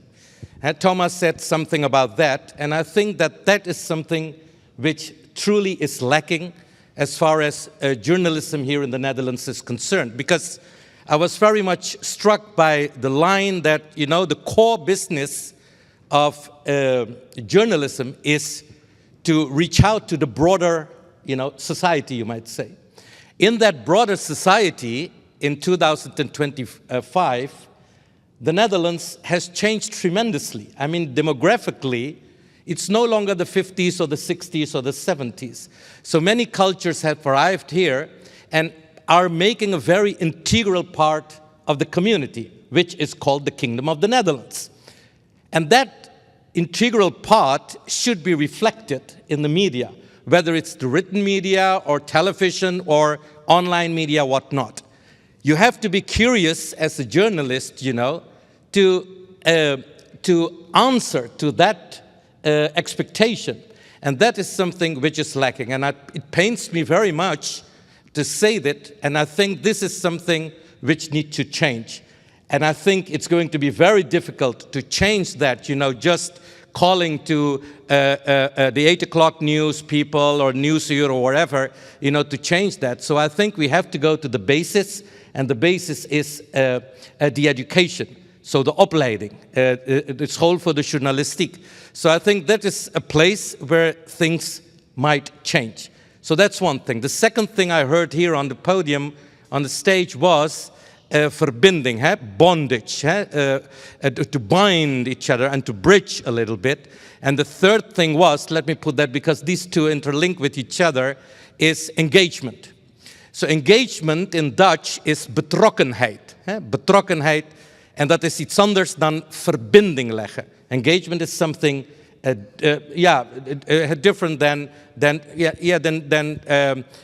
to bond, as a matter of fact. And I think that if you're a journalist and if you want to do the work you ought to do, and in my humble opinion, journalism is, the conscious not only of society, but it is the caretaker. It is the caretaker of democracy. De hoeder van de democratie is journalistiek. Dat zou het moeten willen zijn. En de vraag die nu is, the question is that the case? And I think we have to answer that today. Is that the case? Yes, okay, then we're all happy. Is that not the case? And as I heard you folks talking from the audience, it's not really the case. And why is it not the case? And I think that that is the key question today to answer. In this case, for Hindus or Hindustani people, why aren't we content-wise visible in the media? That's a huge question, and that is something which troubles me, because indeed I am the National Coordinator Against Discrimination and Racism. You know, discrimination is, let me put it in Dutch, I'll come to that later in English. Kijk, de definitie van discriminatie is mensen of groepen anders behandelen, achterstellen of uitsluiten op basis van hun persoonlijke kenmerken. Of je nou zwart bent, of je nou gay bent, of je nou maakt niet uit, religieus bent of niet bent. Dus het achterstellen, uitsluiten en anders behandelen. En als ik kijk naar Hindoes in de media en die discussie die daaraan gepaard gaat, dan constateer ik dat in ieder geval dat wel in een van deze categorieën, een van de dingen valt. So I gave just a definition of what discrimination is in the concept here in the Netherlands, reflecting the constitution of this country. And it is very striking that what we see in the media, yes, there is a form of divide or looking in another way towards, an integral part of society, and that has to change. So my key question still stands, and I hope that we could answer that today. And Thomas, and perhaps Amish, you can answer that from your perspective also, how to change that. I mean, how can we create a kind of curiosity, bondage, not bondage, binding and bridging the gap which is there, so bridging the gap actually, and the engagement. What ought we to do, to create that situation? That is a kind of reflection I can give here on stage right now, and I hope that in the dialogue which we're about to have, that this question can be answered. And I think that's a huge task for you, it's impossible to pave a way, but it is not impossible, to trigger in your sector, the journalism, talking about, the caretaker of democracy. If you're the caretaker of the democracy, these people, 200,000 Hindus in the Netherlands, are actually a part of that democracy. So I hope that an answer will come to this question. Thank you. That was your point, Rabin? Yeah. Okay, great. So now we can start with the empty chair. Who is going to start first? Who is going to stand up? Great, Dimitri, go ahead. Applaus for Dimitri.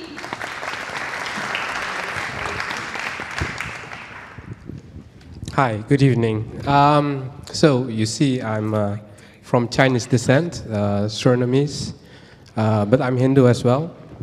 So maybe I have a different perspective from most Hindus here. So a bit of context. Years ago, I was involved with the creation of the inspraakorgaan Chinese. Verdonk was still minister. And it was around the time of the Beijing Olympics. And with the focus on China, there was also a spike in negative news about China. Very interesting, after the Beijing Olympics, that spike dropped immediately. But same as now, the negative news is affecting the Dutch community, in this case the Hindus, but in that case the Chinese. So what we did was we make an inventory of daily news, number of mentions of China, Chinese, and how many were negative and the impact. And we went to a similar organ like discriminatie, and they said, "Oh, this is very important. We need to do something about it." And we wanted to scale up as a project together with that organization. And then a little while later, they came back to us and said, "No, the powers from above said we cannot do this for the Chinese." So my point is, now that India is becoming, by virtue of economic growth, is threatening the Western hegemony and its alignment with BRICS, how do you view that we are allowed to have a positive view on India and the Hindus? Who can answer this question? May I make an attempt? Because I know many Westerners have a view that India is aligned completely with the BRICS. The hot news is this: India is aligned only with one country, and that country is India. So India will look at what is in India's interests. And most Hindus, and which is true, I'm sure, of Hindus in the Netherlands, and it's true of the Hindu leadership in India as well, they are pragmatic people. And in my opinion, pragmatism dictates that there is actually a lot of common ground between Europe and India, particularly in the light of the changing geopolitical scenario. Large parts of the European economic model was based on a few critical things: cheap Russian energy, American consumer, and transactionalism with the Chinese manufacturing behemoth. And all these three are clearly under severe strain, right?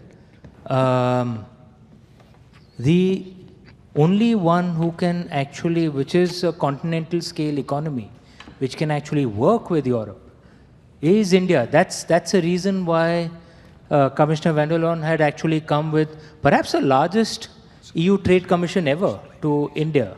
And there is that push. So there is a selfish interest. The key thing is, if the European elites realize it, that's in their selfish, because the Indian elite realizes it. That's in our interest to engage with Europe, driven by what is in our economic interests. And it's true and since large number of Hindus are in India, so hopefully that should drive the transaction. Realism usually drives much longer and more stable relationships than emotions. Any comment That's my on view. Thomas? Do you want to respond to that? Well, I thought Dimitri made a very interesting observation, and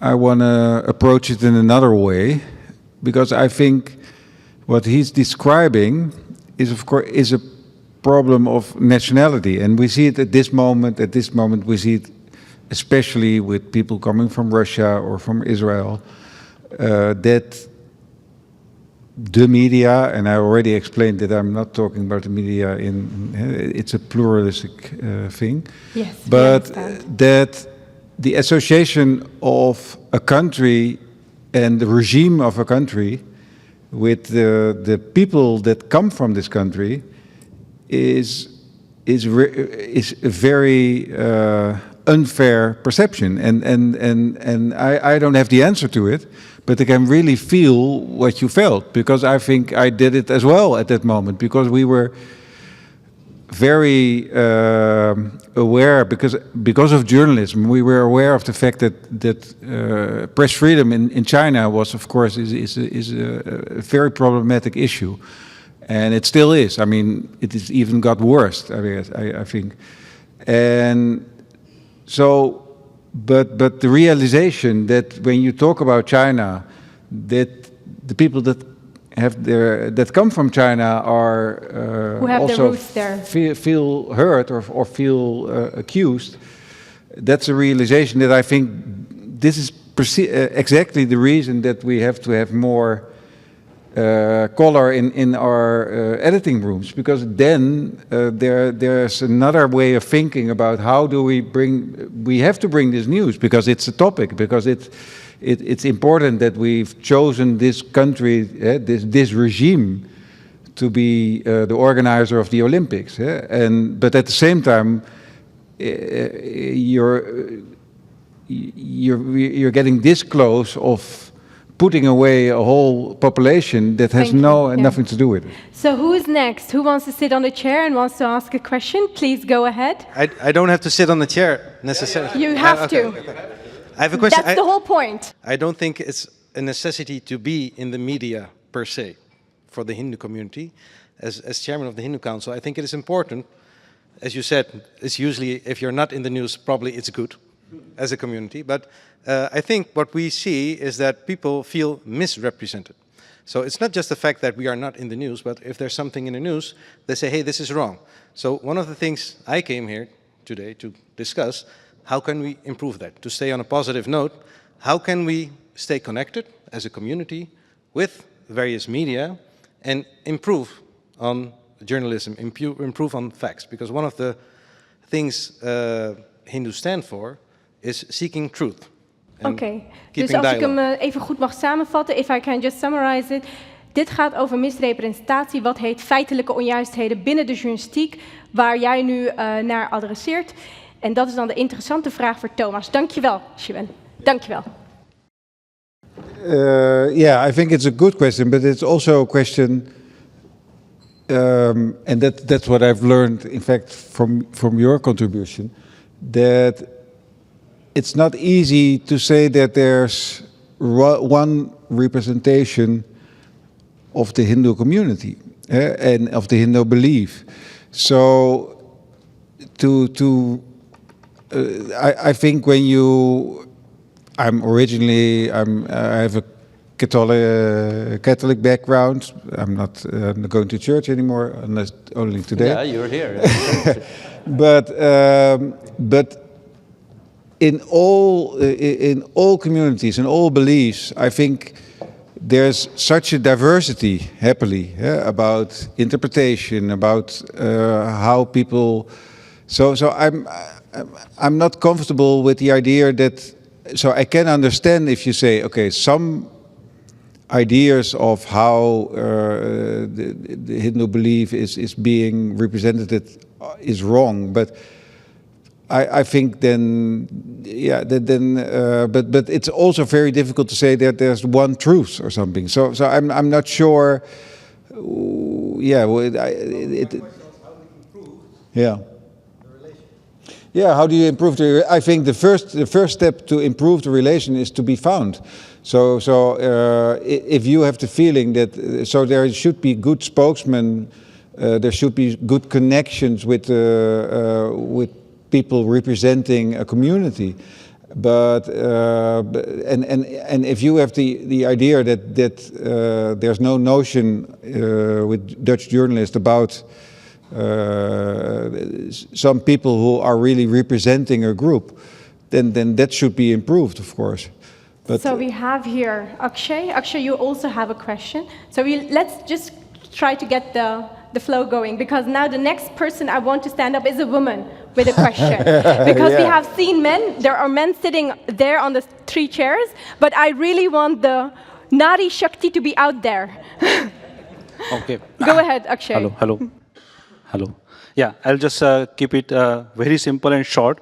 Only thing is that answer is probably very, very comprehensive. That's what I'm expecting.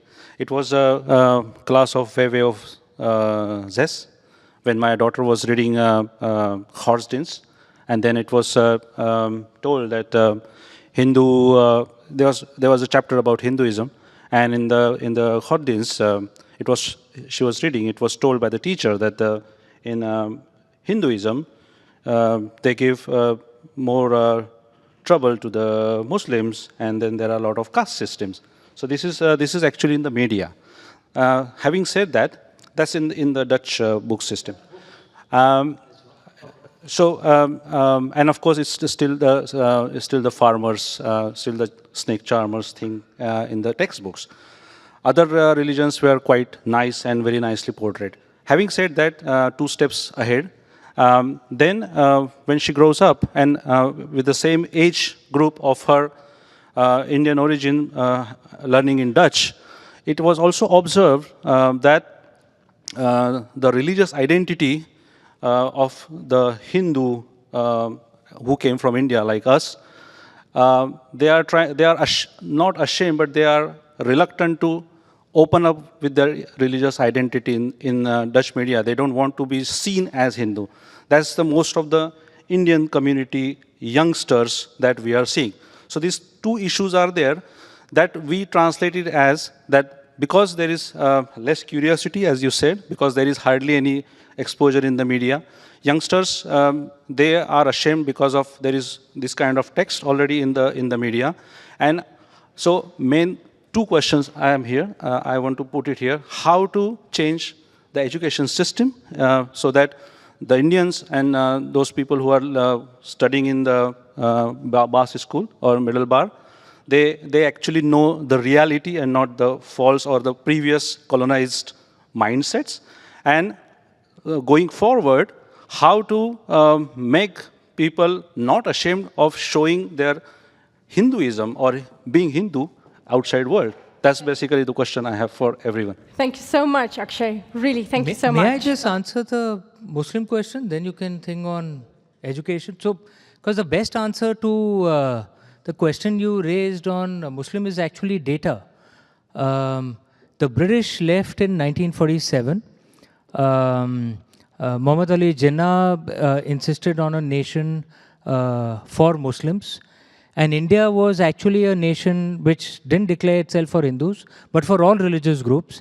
And in fact, there are more Muslims in India than in Pakistan, right? Now, one can speak theoretical stuff. Let me tell you data. In 1947, the Muslim proportion of the population in India was 8.5%. Today, 75 years later, the Muslim proportion of the population is 14.5%. Hindus have actually taken care of the minorities. What is it in reverse in Pakistan?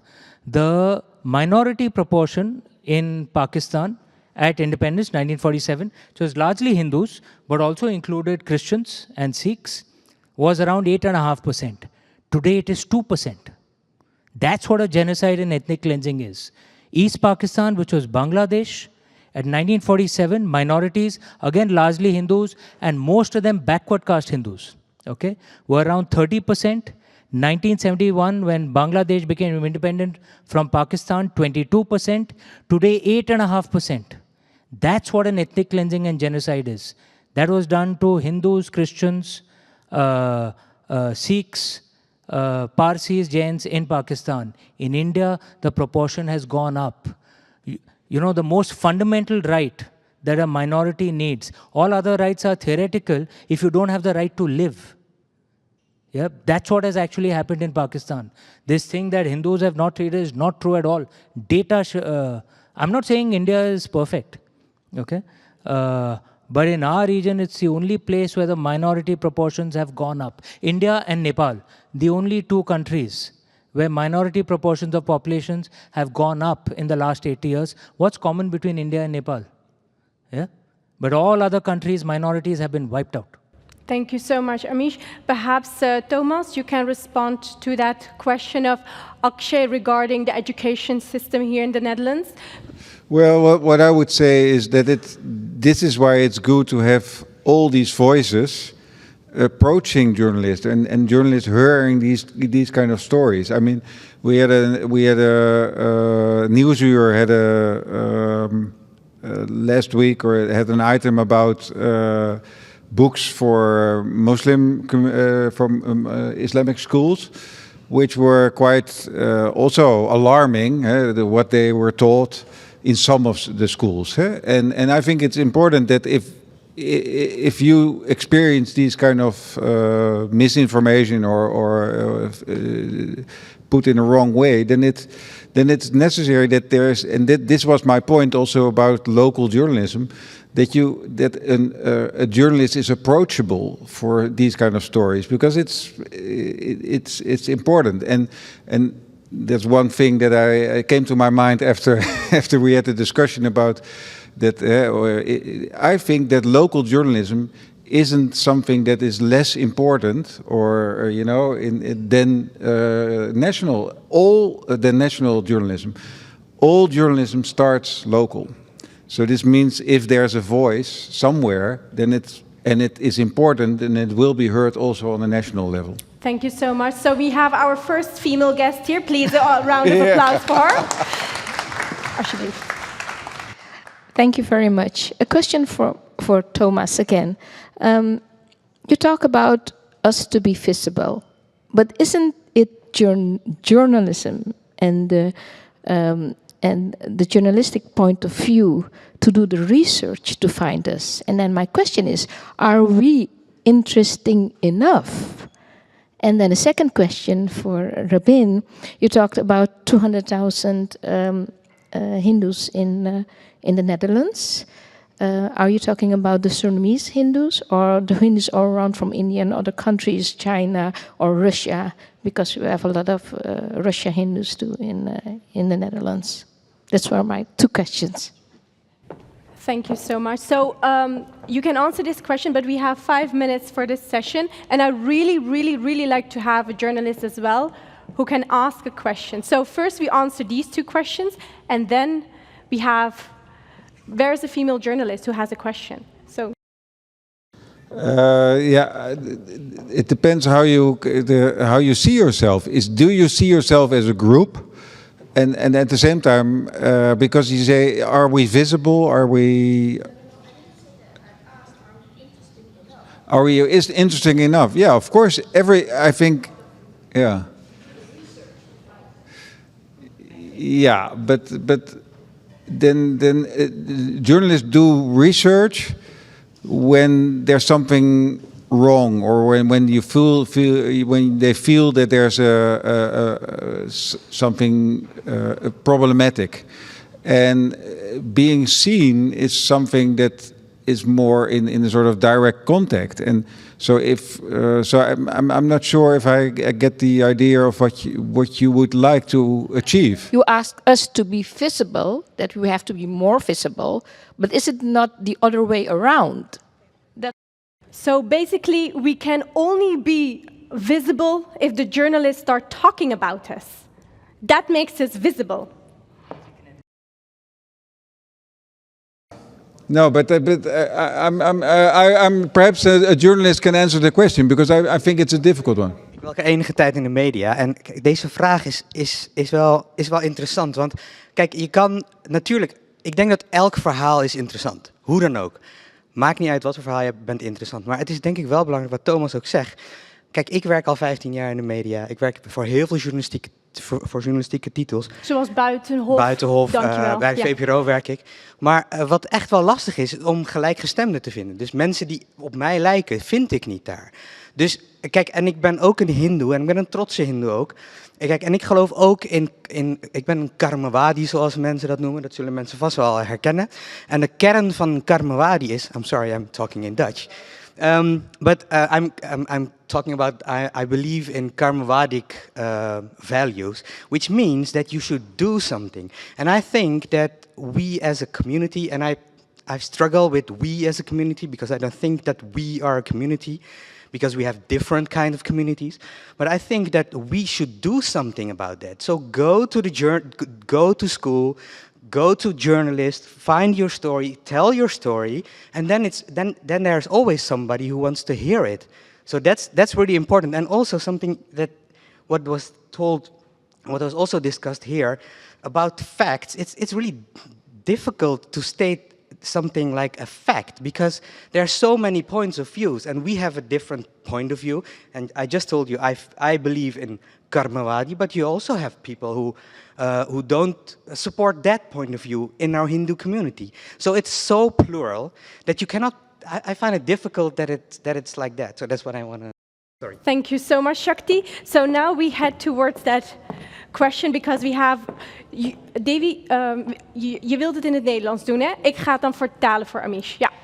Jai Shri Ram en goedenavond allemaal. En ik wil even, want ik hoor een heleboel dingen. En er wordt ook gezegd, ja, we moeten nieuwsgierigheid openen en vanuit de journalistiek. Maar wat ik merk vanuit de media... Ik doe de podcast, ik ben heel erg aanwezig op social media. En ik merk dat er... En Shewin heeft net ook al de vraag gesteld, maar ik heb het antwoord gewoon nog niet goed kunnen horen. Of ik heb nog niet kunnen weten van, oké, wat is nou daadwerkelijk het antwoord? Want als we gaan kijken over misconceptie, we praten hier over dingen vanuit het hindoeïsme, die gewoon niet correct worden weergegeven, waardoor er dus verkeerde informatie wordt gesteld. Maar het is toch de taak van de journalist om te kijken wat het objectieve is en niet mee te gaan in de stroom van dingen die er worden gezegd. Hè? Dus we gaan mee in de stroom van, oh, dit is het narratief, dit is wat we weten. We zitten in een kokervisie, maar we gaan niet erbuiten kijken. Als we gaan kijken in het hindoeïsme, dan hebben we dus ook een heel mooi verhaal van een guru, waarin ook wordt gezegd van, luister, we kunnen niet naar de waarheid kijken als we alleen maar naar één punt gaan kijken. En zo is die guru met zijn discipelen gewoon op pad gegaan. En hij is heel vroeg 's ochtends, hij ziet een dauwdruppel en hij zegt tegen zijn discipelen, ga eromheen staan. En iedereen gaat eromheen staan en iedereen maakt ruzie. Want de ene zegt nee, ik zie geel. De andere zegt ik zie paars. De andere zegt ik zie rood. En de andere zegt ik zie blauw. En iedereen is gewoon zo overtuigd van zijn waarheid. Maar totdat de guru vraagt van, doe een stapje opzij en kijk dan. En ze zien ineens een andere kleur. En ik denk dat de journalist precies dat moet gaan doen. En wij mensen ook hoor. Het is niet alleen de journalisten. Maar waar ligt dan de waarheid? En hoe gaan jullie op zoek naar die waarheid? Dankjewel. Ja, dan kom je aan de essentie van de journalistiek. Het is een streven naar waarheid. Het is een streven om de waarheid te onthullen. En de feiten... Perhaps we can do this in English for Amish. Yeah, sorry. So the essential basis of journalism is to try to achieve truth, but at the same time, even the truth, and I think you say it yourself, you can see it from different perspectives. And also it's evolving. So sometimes, and this is very interesting, I mean, this is also part of the debate concerning Gaza, for instance. If you see something happening today, you say as a journalist, this is what I see today. And this is how I report it. And this is what we know today. And a week later, there can be a different story. And this makes truth in journalism so complicated, because they are doing their best to seek for the truth, and it doesn't always happen. I mean, there's also the problem of having the good network and having the good sources. But the interesting thing about journalism is that you cannot say, like in science, we bring only the truth. You bring the truth that is truth today, and this is very essential to know, and it's also and this makes our job also very complicated. And it's not the complete answer to your question, because the answer to your question is also about having good sources, having a good network, and still there will always be these different colors, and the only thing you have to make sure of is that the journalists are aware of the fact that they are striving for the truth, and that there's only one thing that they're working for, and that's the general public, and not a political party, and not a religious party, and not something like a commercial firm. And that's the best thing to end with. Press freedom is really important for democracy. So, ladies and gentlemen, I do realize that there are so many questions still unanswered, but our time, it just, you know, it just was so quick, and there are so many things to talk about. So what we will do is we will now start to conclude this program, and I just want to hear from every speaker, like at least one thing that you will take away from this program, like really brief, like in 1 or 2 sentences, and what will you do about it after hearing all these various stories and concerns as well. And may I please start with Amishji, because you came all the way from India for especially the Hindu community, and that is really admirable that you took the time to be here today and also understand the pain that we deal with. So thank you so much for coming. I think part of the reason I said yes is because I was just so surprised that I genuinely didn't know that there are so many Hindus in the Netherlands, and you are of course Dutch citizens, but Hindus of India feel a kinship with you as well. That was part of the reason that I came here. I was even more surprised to know that there are Chinese and Russian Hindus out here. When I met Dimitri, such a delight to meet him. I'm going to make sure that your story and the Suriname story gets much more coverage in India. I'll make sure of that. I'll write on it. Thank you so much. In my newspaper articles, in my books, I'll make sure that is something I can deliver on. There's very little I can deliver in Netherlands, but in India I can deliver that. 100% I'll do it. The Suriname story and the Dutch Hindu story, I will make it much better known in India. Thank you so much. That's my promise. Thomas, hartelijk dank dat je hier vandaag aanwezig was. Ik kan me best voorstellen dat het een flinke uitdaging voor jou is geweest om toch wel 8000 journalisten hier te vertegenwoordigen. En wat ik toch realiseer is, er zijn gewoon heel veel vragen over hoe journalistiek werkt. En ook hoe wij als Hindoe-gemeenschap, want ik zie het wel als wij, een pluriforme wij, een bijdrage kunnen leveren aan ook een pluriforme journalistiek. Dus de vraag aan jou is, wat neem jij vandaag mee en wat ga je morgen anders doen voor deze groep mensen die toch wel wat pijn ervaren? Ten eerste, I'll do it in Dutch? Or? Of course, you can do it in English as well. Sorry, sorry, Amish, sorry. That's okay. I think 2 things. I think the one thing I didn't mention perhaps in the speech directly, but I'm always want to repeat it, is that journalists should be accessible. And that's why I came to the local level.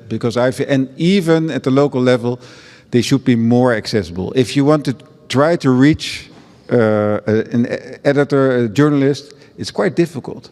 Although we have social media, although we have, if you really want to reach a journalistic title, they're far away and you don't get a phone number, etc. So I think they should be more visible, they should be more in the neighborhoods, they should be more in connection with all these communities. This is the first step, and then your question or your worry comes true. And the other thing is, I'm very happy to be here, and I'm always happy to meet a lot of people who are not in my usual network. And I think that is the task for every journalist, to have a network that is broader than their own network. So these are the things that I'm bringing and hopefully bring back as well. So we hope to see you next time, because I know for sure that this discussion, or let's put it differently, dialogue, needs to continue. So let's promise that we stay in touch and do a 3rd edition with more journalists who can listen. So now, Rabin, for you to conclude. Yeah, 2 things. Talking about dialogue, you know, I have done a series of town hall sessions with Hilversum, with the NPO, in Rotterdam, in Amsterdam, in Almelo, of all places. I haven't seen many people of the Indian diaspora present at those gatherings, but I see now the sense of urgency. And I'm about, you know, to talk with Hilversum, you know, to continue a couple of town hall sessions. So I'm going to organize that. So please attend, and so that, you know, we can continue this dialogue but then with journalists and with policy makers, actually, also. So we are going to do that. Dat is een andere gaan we blijven doen. toezegging. Nee, maar dat gaan we echt doen en we nodigen vrij breed uit. Af en toe voel ik me best wel eenzaam, ook als Hindoestaan op die bijeenkomsten al organiseer ik. Maar het zou wel fijn zijn als u daar meedeed. Dus dat vind ik wel heel erg belangrijk. De tweede wat ik wil zeggen is dat uw hartekreet is ook duidelijk. Daar moeten we goed over natuurlijk blijven praten. In deze moeilijke tijd, waarbij emoties heel nadrukkelijk opwellen tot hele grote hoofdes, is het juist belangrijk om die rationaliteit te betrachten, om een goede discussie te hebben, om te komen tot goede oplossingen. En dat is mijn hartekreet, hè, ook richting u, van laten we nou proberen ook die discussie zo rationeel mogelijk te voeren. And third, and that's my last point, you know, it is really fantastic that we have together actually organized this session. And I'm really very honored, Amish, that you could join us today here. Thank you very much. You know, Mumbai is not just around the corner.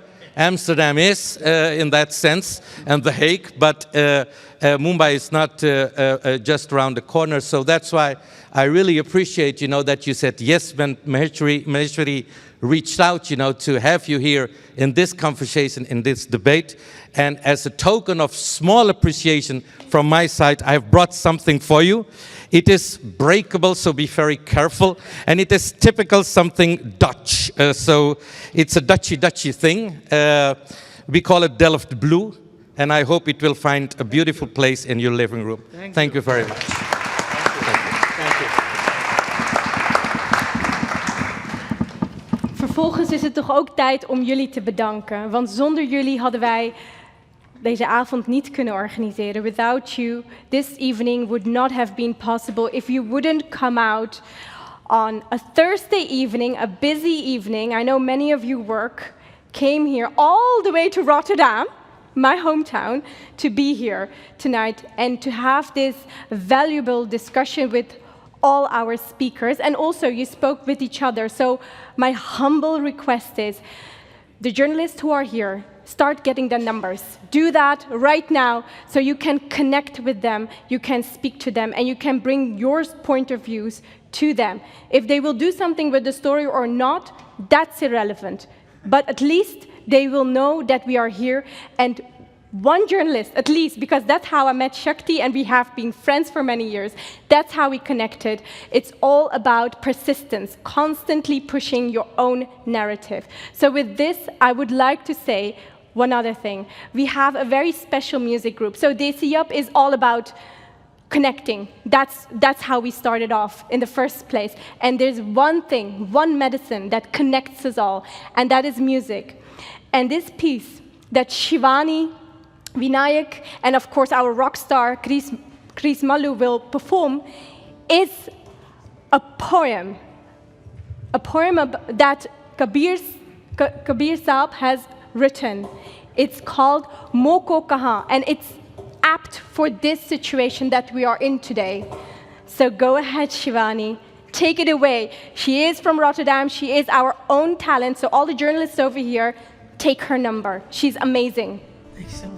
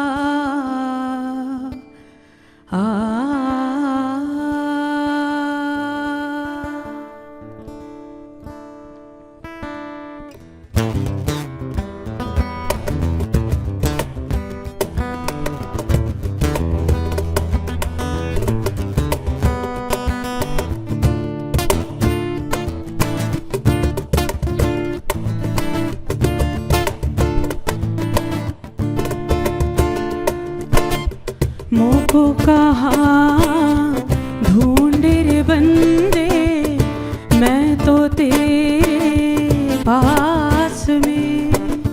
मोको कहाँ ढूंढे रे बंदे, मैं तो तेरे पास में।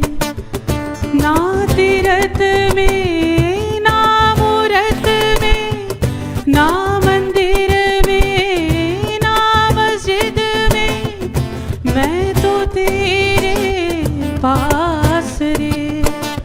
मोको कहाँ ढूंढे रे बंदे, मैं तो तेरे पास रे।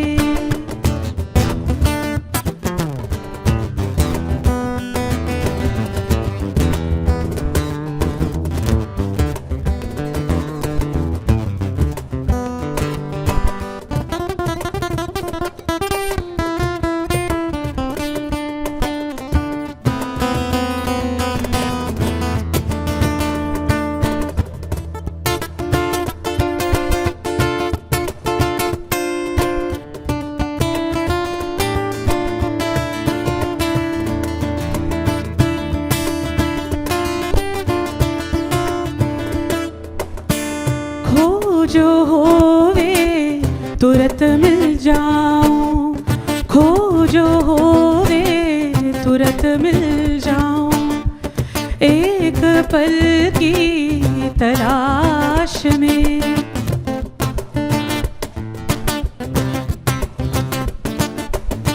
खोजो होवे तुरत मिल जाऊं, एक पल की तलाश में।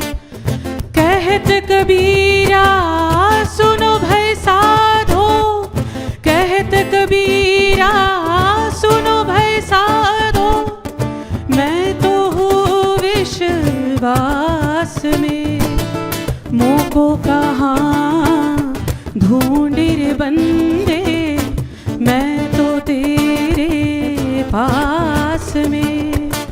मोको कहाँ ढूंढे रे बंदे, मैं तो तेरे पास में। मोको कहाँ ढूंढे रे बंदे, मैं तो तेरे पास में। मोको कहाँ ढूंढे रे बंदे,